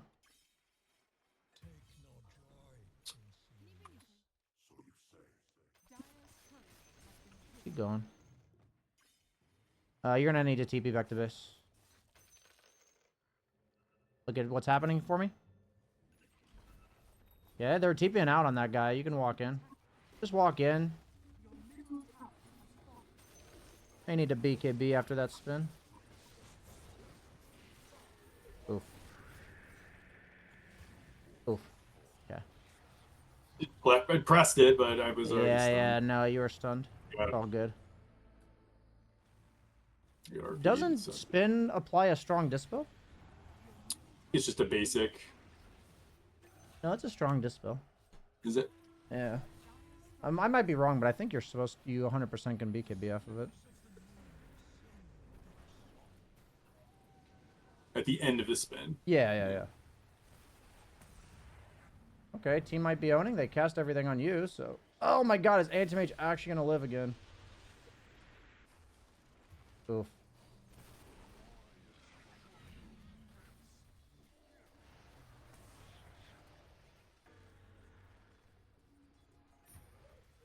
Damn. Okay. So, interesting. I mean, I'm still refining this process of the VIP. Interestingly, I think for someone like you, I actually needed to see a loss. In order for me to understand a lot of your issues. This feels really awkward to say, but I think the majority of stuff we talked about in the replay analysis is virtually irrelevant to what I think your problems are.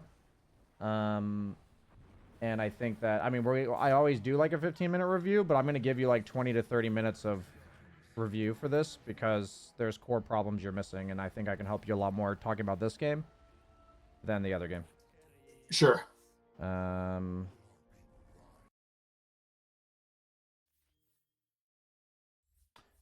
I'll have to keep in mind for future that, yeah, that Discord. All right, can you unshare and then try to share again and see if it shares in 60 FPS?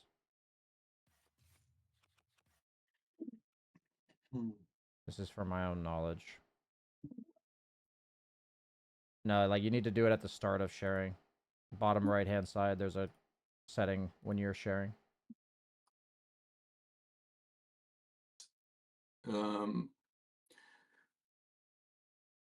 So maybe the problem is that I don't have nitro. Okay, so it only lets you share in 30 if you don't have nitro. So yeah, if I click on the HD, yeah, stream in HD with nitro, it says. Okay.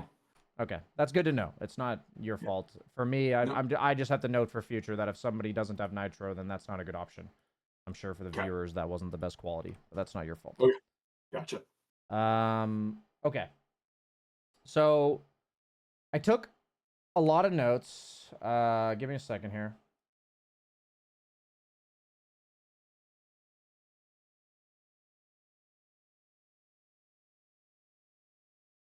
I'm going to leave the notes that I gave you before, and I'm just going to put from replay at the beginning below it, just so you know.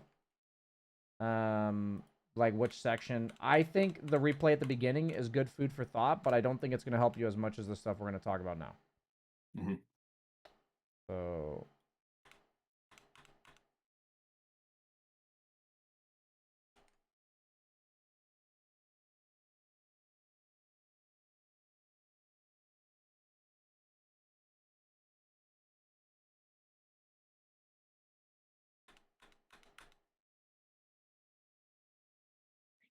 when you get the chance, send me that replay. I don't think it gets ready right away, so...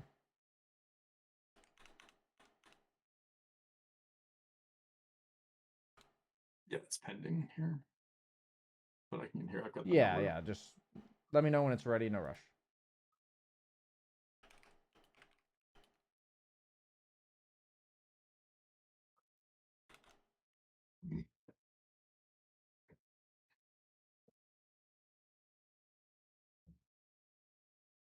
Um, do you know the some of my patterns definitely don't match some of the things you were asking me to do, which I definitely would like your thoughts on. I'm sure were some of your notes. I think it is um, very challenging, playing the game, being coached in this manner. I would say probably 60 to 70% of my mental energy was focused on what you were telling me to do as opposed to, Yeah, having an assessment of the game or even really a feel for what was going on. And so, uh, I understand that. yeah, No, I mean, I just want to let. I guess I need you to trust. I'm not saying you don't necessarily, but I need you to trust me that I know that, and I yep, also know what your default is, and we're going to talk about what your defaults are. And you said yep, like this, great. some things you said go against what I normally do, and that's basically 95% of my notes Okay, are me seeing like one point in the game. It's not the best thing for me to say, but I'm like, oh, I see what's going on here. Like, yes, if you remember me saying that, like that was me connecting a dot okay, oh, this is why you're doing this, because I had to see enough scenarios where you were doing something different than what I wanted, and it's like obviously in the game I can't literally teach you why. So let me share my screen with you. And that's why I said for your exact case, the review is going to be a bit longer than or not, it's a bit longer than normal.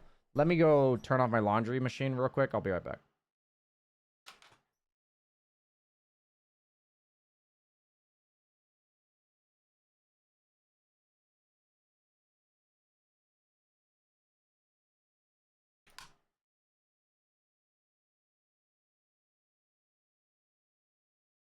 Okay, I'm back. So,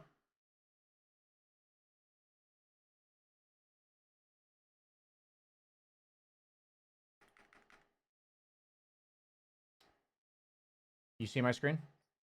I can. Okay. Oops, that's not what I want. That's not what I want. Okay. So, let's talk about a few things in lane. Um, where is it?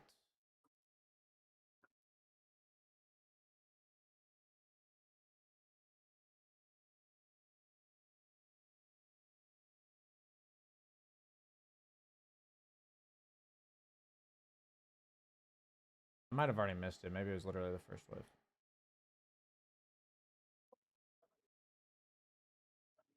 Okay.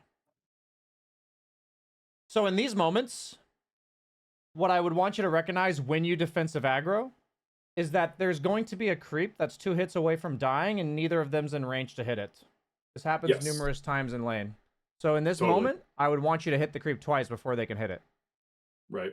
So what happens here is when you don't do that, you end up in this like, is Willow going to deny it? Is Willow going to deny it? And you're like sitting here kind of like, you see how much time was like downtime here? Absolutely. If you had done that, then what happens is this creep's already dead. You're standing right here, and Nature's Prophet's getting free hits on this guy, and you might even go harass this guy. Right. So this happens several times in lane, where what I'm focusing on throughout the lane is how often you defensively aggro and you don't hit Yep. the creeps. It happened a lot. So Sure. so there's moments like this where I was kind of confused. I wanted you to defensively aggro, and then you walk aggressive. I was kind of confused on that one. I don't know if you have comments. I didn't really say anything during this time in the game, so I was just kind of letting you play it out. Yep. So there was a general weakness of CSing under tower. I noticed that. Okay. So this is another moment where what happens here is that we know that this creep is holding us hostage. So the only thing we can't do is hit it one hit away from dying. That's the only thing we Right. can't do, because then he denies it, right? Yeah. So like right here, we would want to hit it right now, because Yep. that puts it at 2 creep hits away from dying. And then what Mhm. happens is if we hit it right there, then his next attack either hits us or the creep. If it hits the creep, we CS it. If it hits us, we hit it twice because we're Joe. Right. Yeah. So because you don't do this, you end up being like held up on these creeps a lot. Like it's like these really awkward moments where you're not being held up, where you're being held up on creeps. And it puts you in a lot of risk of getting harassed, of not doing other things. So, and then I'm gonna... Okay. So I would say 90% of your missed CS was after you aggroed. Like you would aggro and it's either pulling it into tower and you fucked it up, or you'd aggro and then you're not doing like killing the creep off, and then there's like a bunch of weird shit happening. What I'm saying is that working on your timing of CSing with aggroing is going to be a really important drill for you. So something I'm doing in my class tomorrow, and I'm going to show you right now, is that I highly recommend you practice this. You can fiddle around with it as much as you would like. Like it can be useful for all sorts of things. But I think your aggroing AoE is a bit off. Like your feel for it is a bit off. Yeah. So Right. it looks like you're putting a lot of thought into aggroing. Does that make sense? Sure. So we're gonna use this drill to so I put the ward here so I can see the opponent, because there's like a high ground in this. We put the opponent over here, and then we just give ourselves some starting items. You know, you can make it so that there's, I think, like no XP. Yeah, like so you just stay level 1. And so what I want us to do is basically get in the habit of like aggroing a creep so that when it's dying, it's like right on top of us. And then we're going to aggro a creep here. I'm just waiting. I need to get to the... You can actually just do this where you reset the creep wave. It mainly matters when the creep wave is full. So you can like do it for 1 creep and then start over. So like you do this and then you like aggro him so that it's here. And then you walk back to it and CS it. You see the timing on this? It's like walk back to it and CS it. And then you like... So what that's going to do is it's going to minimize the amount of time that you're aggroing and missing... Like... It's going to minimize the amount of time that you walk into range to get damaged, and it's going to minimize the time that the creeps are chasing you for, which means that you're busy doing... You get to do other things. It's kind of hard to explain to you all the things you're not doing, but you're missing a lot of time because of this. The next step is that you can aggro creeps when it's like this, where you pull it like this, and then like they usually would have pulled here too, and you would have had to hit the creep twice. So it's like you can even get in the hat, like we just start the creep over. Where what we're trying to practice is hitting the creep twice. So it's like we're gonna do this. Like this, that simple mechanic. It may seem like I'm doing it simply, but for me, this is like muscle memory, and it needs to be muscle memory for you. Of am I dragging this to hit it once, or am I dragging it to hit it twice, like this? Gotcha. Because that's when the ranged support can't hit it. Do you see what I mean? So, if you drag it back at 2 hits on heroes like Jug, you can't abuse this on Sven, right? But you can abuse it on Jug because you attack really fast. Right. So, this is just a mechanic that any carry that moves fast can use that one. Carries that, or attacks fast, can't attack fast, you would do it with... like where you'd aggro right now and then deliver it to yourself. And just practicing that where the CS gets finished as far away from the Willow as possible is ideal. In terms, I'm thinking of like how to do this with tower. I don't know if there's a good drill for practicing this with tower. Maybe if we actually demo it in a full lobby or like a full map. Because that's going to give us a more accurate sense of being under tower. I'm currently coming up with how I think these drills can best be done. Right. So you're doing this. You're teleporting yourself here. Didn't mean to do caps lock there. So for this one, what's happening is when you aggro under tower, if you're not able to keenly sense when to pull them without the tower in the equation, the tower just makes it like 5 times harder. So Yep. the first one was way more important that you do first. The second one, which is this, is going to help you where you missed 2 CS underneath your tower. Like that, these type of CS can be gotten. So like for me, it's pulling it into tower. Oops. Don't die, my friend. But so it's like, if I pull it right now, then the tower is going to help me. Oh, I fucked it up because I'm busy fucking being a noob streamer here. Okay, so let's tag this forward. I know how to do this. We're going to give this guy a relic, or 3 relics. Okay, so that resets the wave for us. Let's remove. Okay, so then with this one, we want to drag the creep when it's going to be in CS range. So this one is not going to be taking tower damage, so that's fine. But then notice how if we kill it faster, that allows us to CS the other one under tower. So there's like, I guess that's one benefit, for instance, is if you don't kill that one in immediately 2 hits, you're going to have 2 creeps dying at the same time. So there's a lot of different permutations, I guess you could say, of like what happens here. And getting in this habit of I'm going to CS under tower where I just do this and then I drag. Okay, this one's not the creep taking damage, so I do this. And then I'm like, oh, I need to hit this one a few times. Like literally just doing this drill where you're CSing under tower after aggroing it into your tower, I think will help you immensely because I did see you miss probably 5 CS during that game.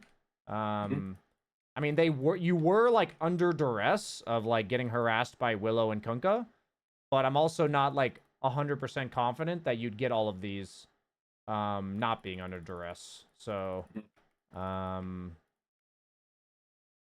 we want to be able to get basically like 100% of these where you learn to hit the creep or not. And it's just a feels thing, I think, by repeating. So that's something I think. Do you have any questions about this drill? Nope. Okay. So I think I always recommend for people. How do I leave? Oh, I do this. I always generally give people 1 or 2 drills that I think will have serious impact on mechanics they're struggling on. Because there are just times where for me, what it looks like is you're really focused on mechanically drawing aggro, and a lot of shit happens wrong with misclicking spells, misclicking creeps, because the aggro itself is taking a lot of your attention. So the goal of that drill is the aggro becomes second nature so that the other stuff can happen. That's the goal of that drill. So interestingly, I need to fast forward here.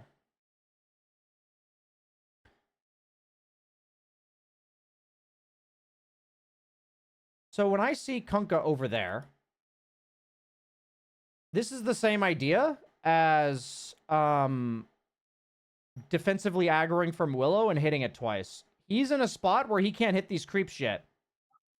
What I would want to do here is kill this big creep before he gets over here. Yep. If I don't have spin, I would do what you're doing. But since I have spin, I'm not playing defensive here, where you're doing this. So my note in the thing was that you don't force the opponent to react to you hitting creeps enough. So there's creeps that they could hit, but they can't hit right now. And instead of hitting those creeps, you'll defensive aggro again. Do you kind of get what I'm going for? Yep. Okay. So that's one. The next thing that's just a fundamental automatic is you want to pull the small camp at 5:15 every game, no fucking questions asked unless they stop you. Okay. Because we want to give ourselves and our team neutral items. Neutral items are really fucking strong. And one thing Airfon taught me is that it's so important for the carry because you have access to 2 small camps. And nobody else has access to small camps. Offlaners don't have access. I mean, unless they take it from you, which is even more impactful. And mid laners don't have access to small camps. So what happens here is I wanted you to push. And so the next step of pushing lanes, I call it hit high HP creep, CS low HP creep. Right. So in this case, I never target the creep that's getting hit by creeps. That's step 1. So in this case, I would hit the flag bearer creep to kill it. Yep. In this case, I'd be hitting this creep first. I can go for range unless somebody's here. But you're CSing the creep that's low and getting hit by creeps, so you miss them. So high HP creep that's not getting hit by allied creeps.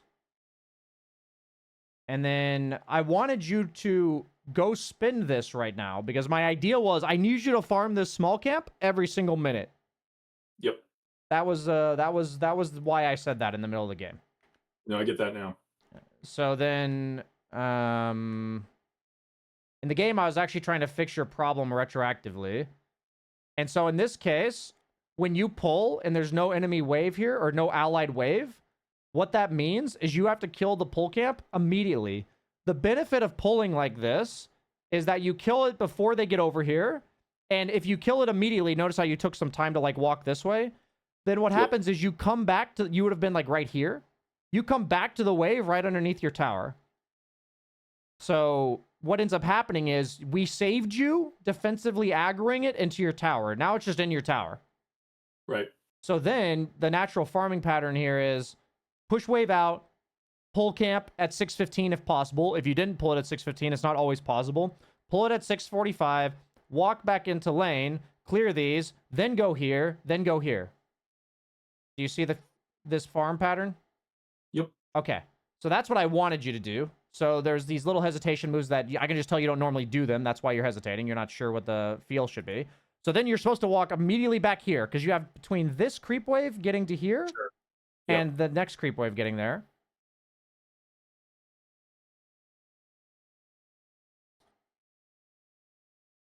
So at this stage, what we're doing is we're doing the defensive farm rotation. If you won your lane really hard, you'd be hitting this and pushing the lane.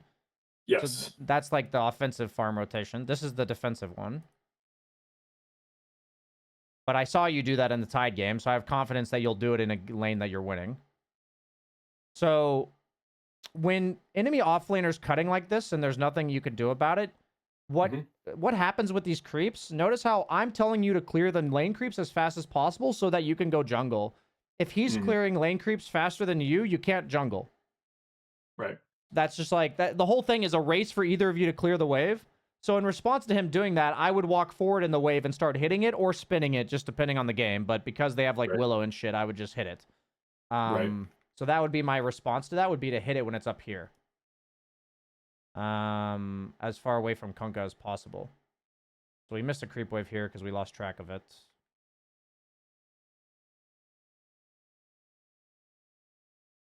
So it looked like your instinct was to walk away from lane here. When you're in the defensive farming pattern, your job is to farm this camp and look at the wave. Like you're monitoring, oh, I need to see like when that next wave is coming so that when I'm here, I see this, like this is what I'm doing, and I come back in time. And when the offlaner's here, I'm doing a lot for you. This is kind of drilling it very fast here. Generally, this is when we would walk the creeps away from the guy. So, like, this guy scares us. We don't like this guy. We're on defensive mode. We need to walk away from him, see if he chases us. We'll kind of get an idea, is he trying to kill us or not? But, like, here, I don't really get information. So if I just stand here hitting, I'm like, I don't really know what this guy's doing. Also, we know what he wants to do, which is to go back for this wave, because that's what he's been doing. So if we walk this way, we're being annoying to him, because he doesn't want to walk over there. So then, you know, this case, I told you to just spin the wave. And then I wanted you to retreat.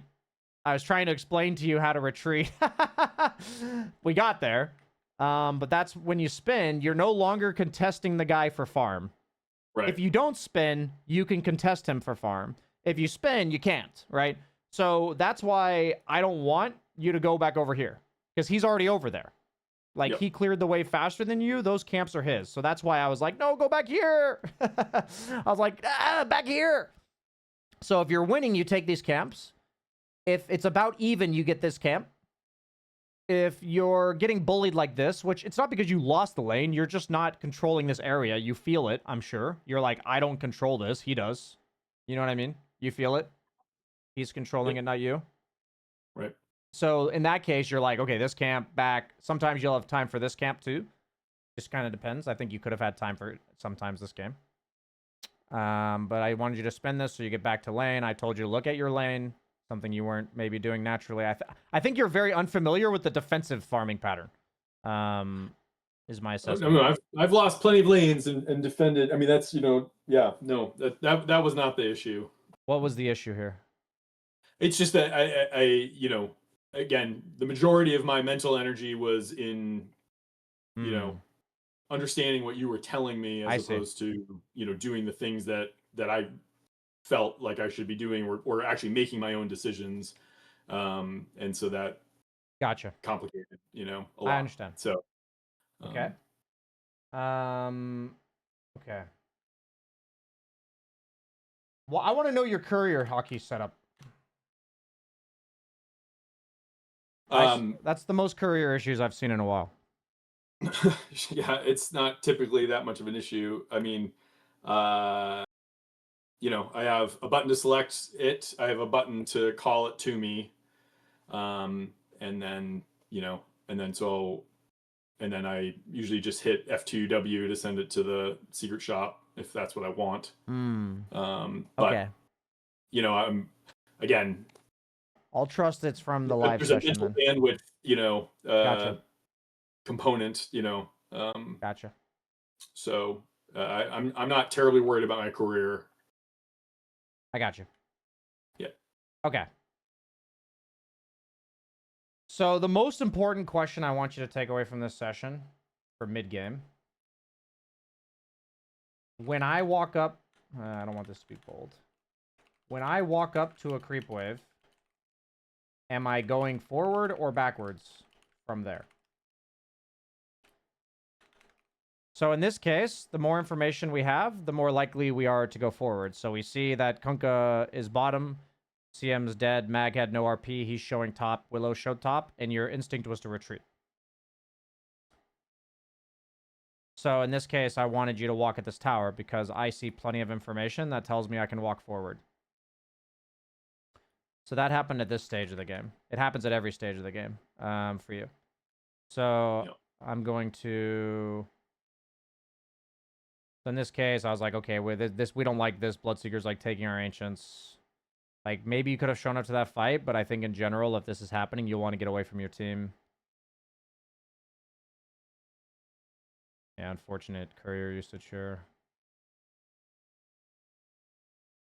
So these are the moments where I would have wanted you to, like, A-click a camp, and then I wanted you to A-click this camp.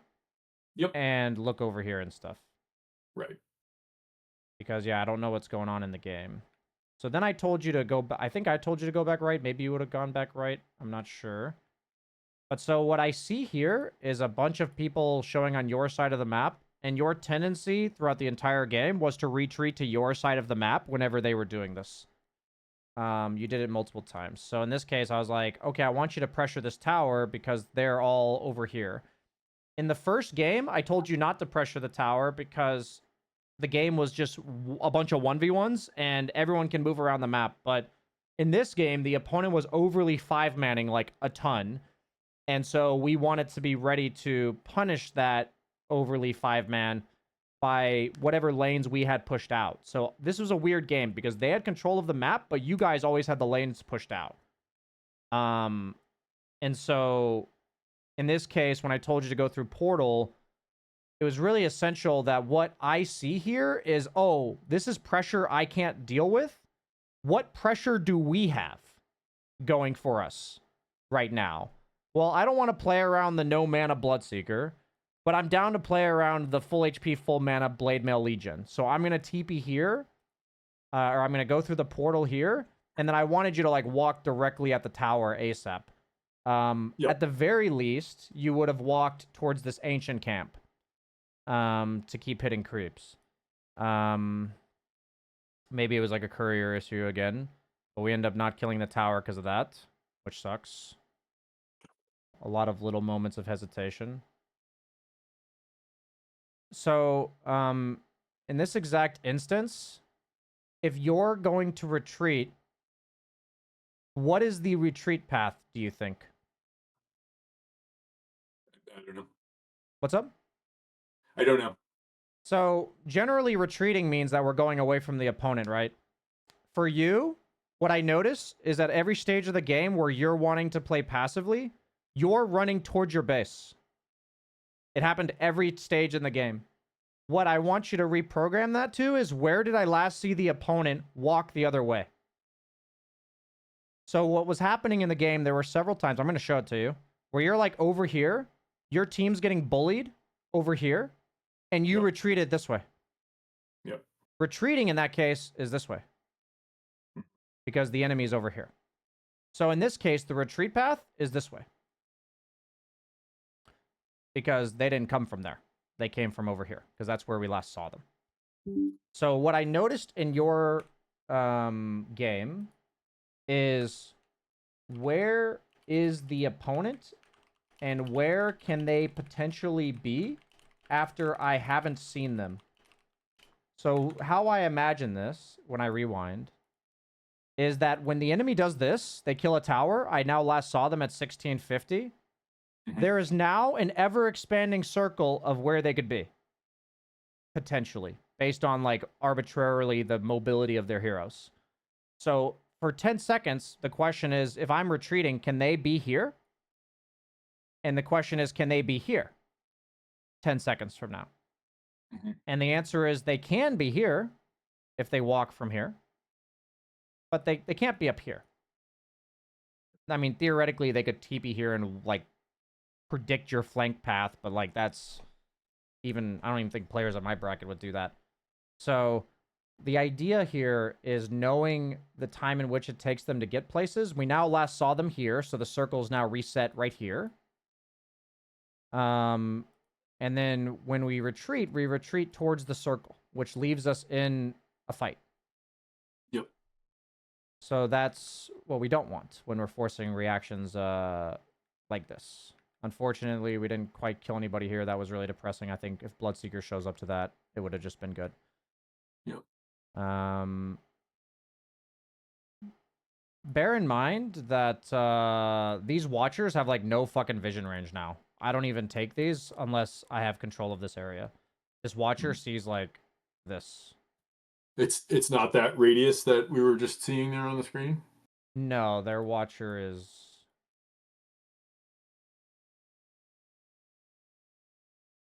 this radius. You can also press Alt and see it while you're in the game.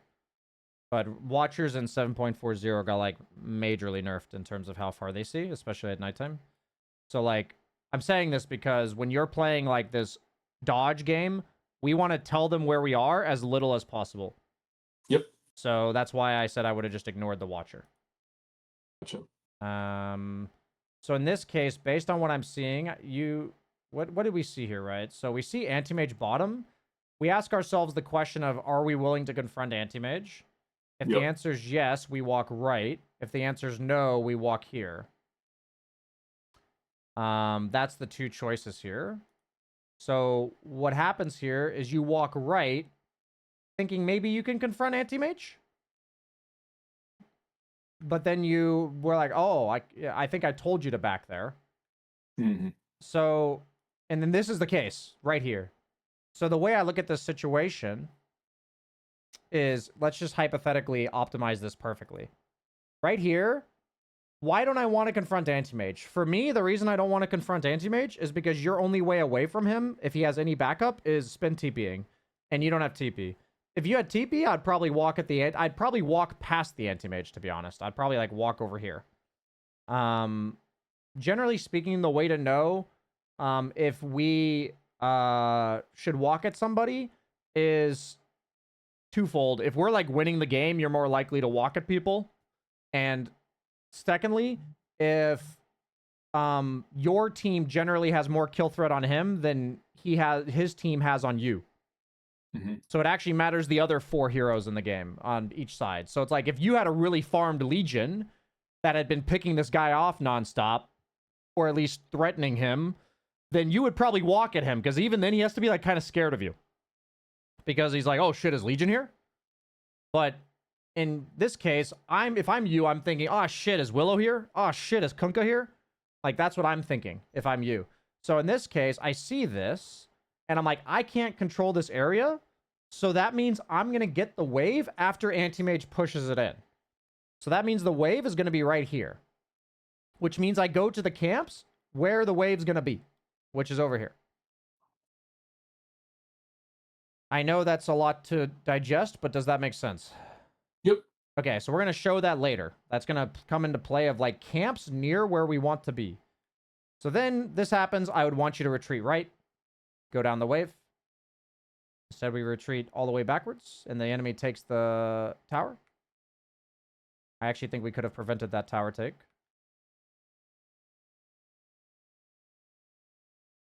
So I think this is something you would not normally do, what I was telling you to do here. Yeah, so then you TP out. So now we're telling you to run this direction. We see a bunch of heroes on the map, so I told you to walk up. So I told you to walk up here because we saw a bunch of heroes on the map. Right here. We saw Kunkka Top, Mag, and Willow.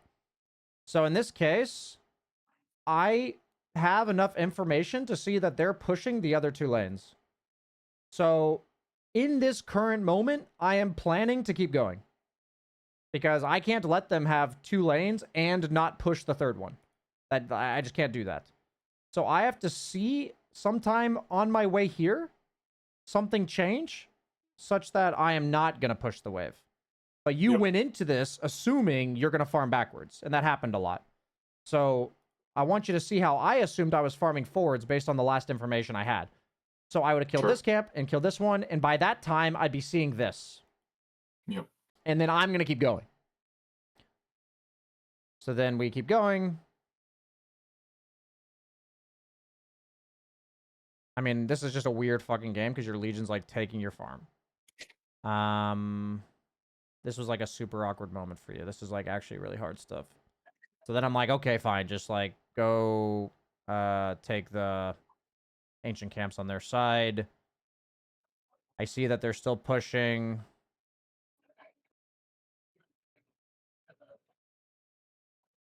I told you to just like walk back towards Bloodseeker here. I don't know what else to do. Okay, now you have information. Now you back up. Like that's what I was like. I didn't want you to retreat left here because that's where you last saw them, right? I'm like, I don't want you to go left because that's like awkward as fuck where they're literally all in the mid lane.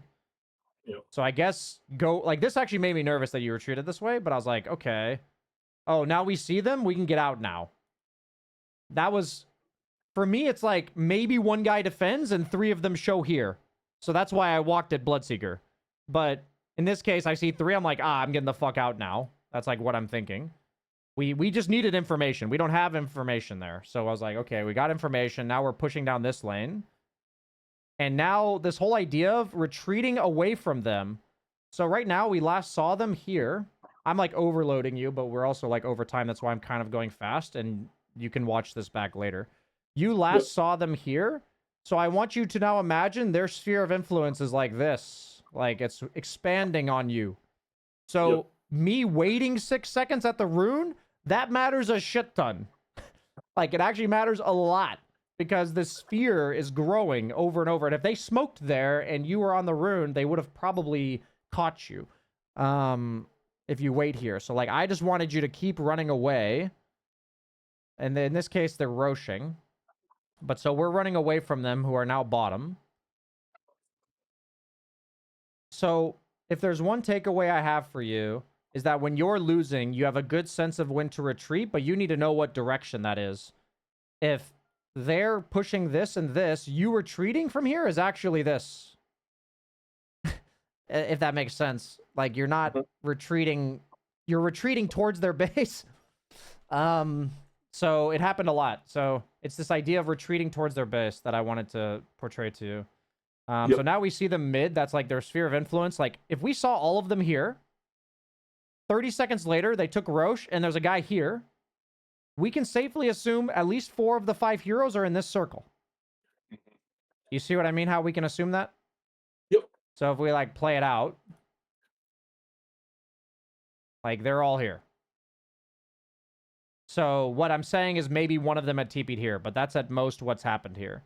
So their like sphere of influence has expanded all the way to over here. And that's why I wanted you to get the fuck out of here. Because we never know how fast people are going to be. The faster we are, the less likely we are to get caught. Yep. And so now I'm like, okay, they're pushing. So I'm going to retreat back to their base. Like I told you earlier. I'm like, push the tower. We need to have sense of urgency. And then, funnily enough, you retreated back. I think you were just overloaded by me here. But yeah, you'd want to go here because you'd already cleared those camps. And then we push this because we see them pushing. I like that you manted this wave here on the way out. That was good. And I'm just like, look at the fight while you're doing this. Oh, that looks good. They're like half HP. TB back. I mean, these are actually game-winning plays by you. Like, I'm saying if we can get you doing this on your own where you're like pushing their lanes away from them and then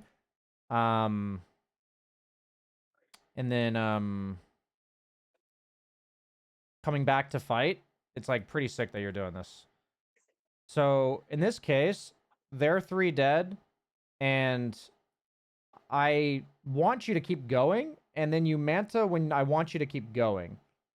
So for me, I would have farmed this wave with my hero, and then manta the next one. Like I would have farmed this, walked here, manta'd, and then walked back. So I think you have a little bit too much passivity in the way that you manta.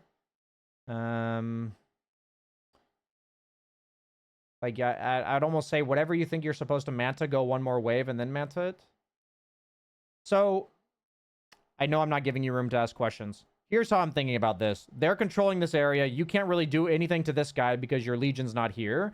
So you're planning to farm this wave. So you're effectively tracking this wave down.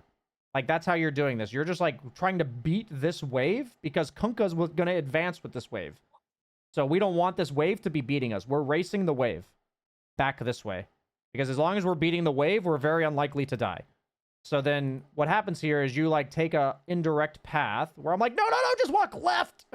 Beat the wave. Like you're racing the wave left. It seems like a small thing, but I know you're not racing the wave if you do that. So then you're stacking and I'm like, no, you're racing the wave. That's like why I didn't want you to stack. I wanted you to clear the camp and then get to here and catch the wave. So what ends up happening is they get a lot more information because this wave's not getting cleared by you. Instead, you retreat back to their base or your base. Do you see this like pattern happening? Yep. Yeah, so it's like this whole idea of, oh, we see them here again. We can actually go back down the lane. But you're using Manta to do that. And now I said the one cardinal sin is to walk back to base when you have TP. So what I want you to imagine in this case, if you had started pushing this wave 20 seconds earlier, like this wave would be dead from here. You'd probably walk into their ancients right now, farm both camps, and then farm them again at 30, and then farm down here at 30, 15. So this whole idea is being limited by your default to retreat to base when you don't have information. But what our information was we saw them here a bunch of times. So retreating would be away from here. So wherever you are, which is right here, retreating would be here. If you're up here, retreating would be like here or here. I might be beating a dead horse now, but I wanted to show how this applies at like every stage of the game for you.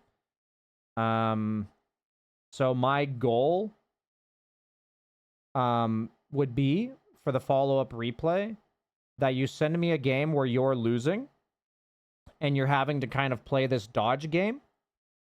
And my main takeaway for what you could improve on is what it means to retreat from the opponent, to play this cat and mouse game with them. It's going to require a lot more information gathering and map awareness, but rather than telling you you need to have better map awareness and information gathering, the goal here is to say, if you generally know where they last showed their heroes, you will know which direction to retreat. And that's the relevance of the map information for you. I feel like today we did a lot of roundabouts, but does that make sense as what I want to see? Yep. Cool. Do you have any thoughts or questions? No, sir. Okay. Yeah, sorry about that. I feel like that was a bit of a roundabout session there. But yeah, it's a work in progress. So I appreciate you signing up, and feel free to ask any questions privately if you have any after the session or between now and the replay. So Great. see you, man. Thanks, Brian.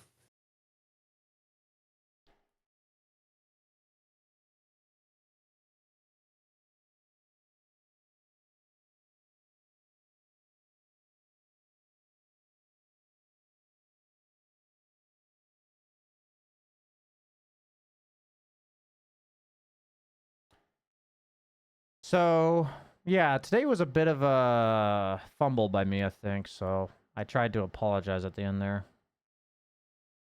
I feel like, yeah, I'm going to need to reevaluate the exact structure of VIP.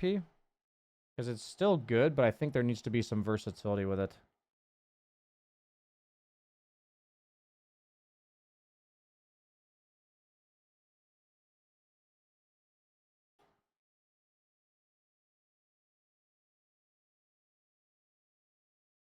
Let me just think about this for a second. I want to reflect while it's fresh. I do need to turn off the recording.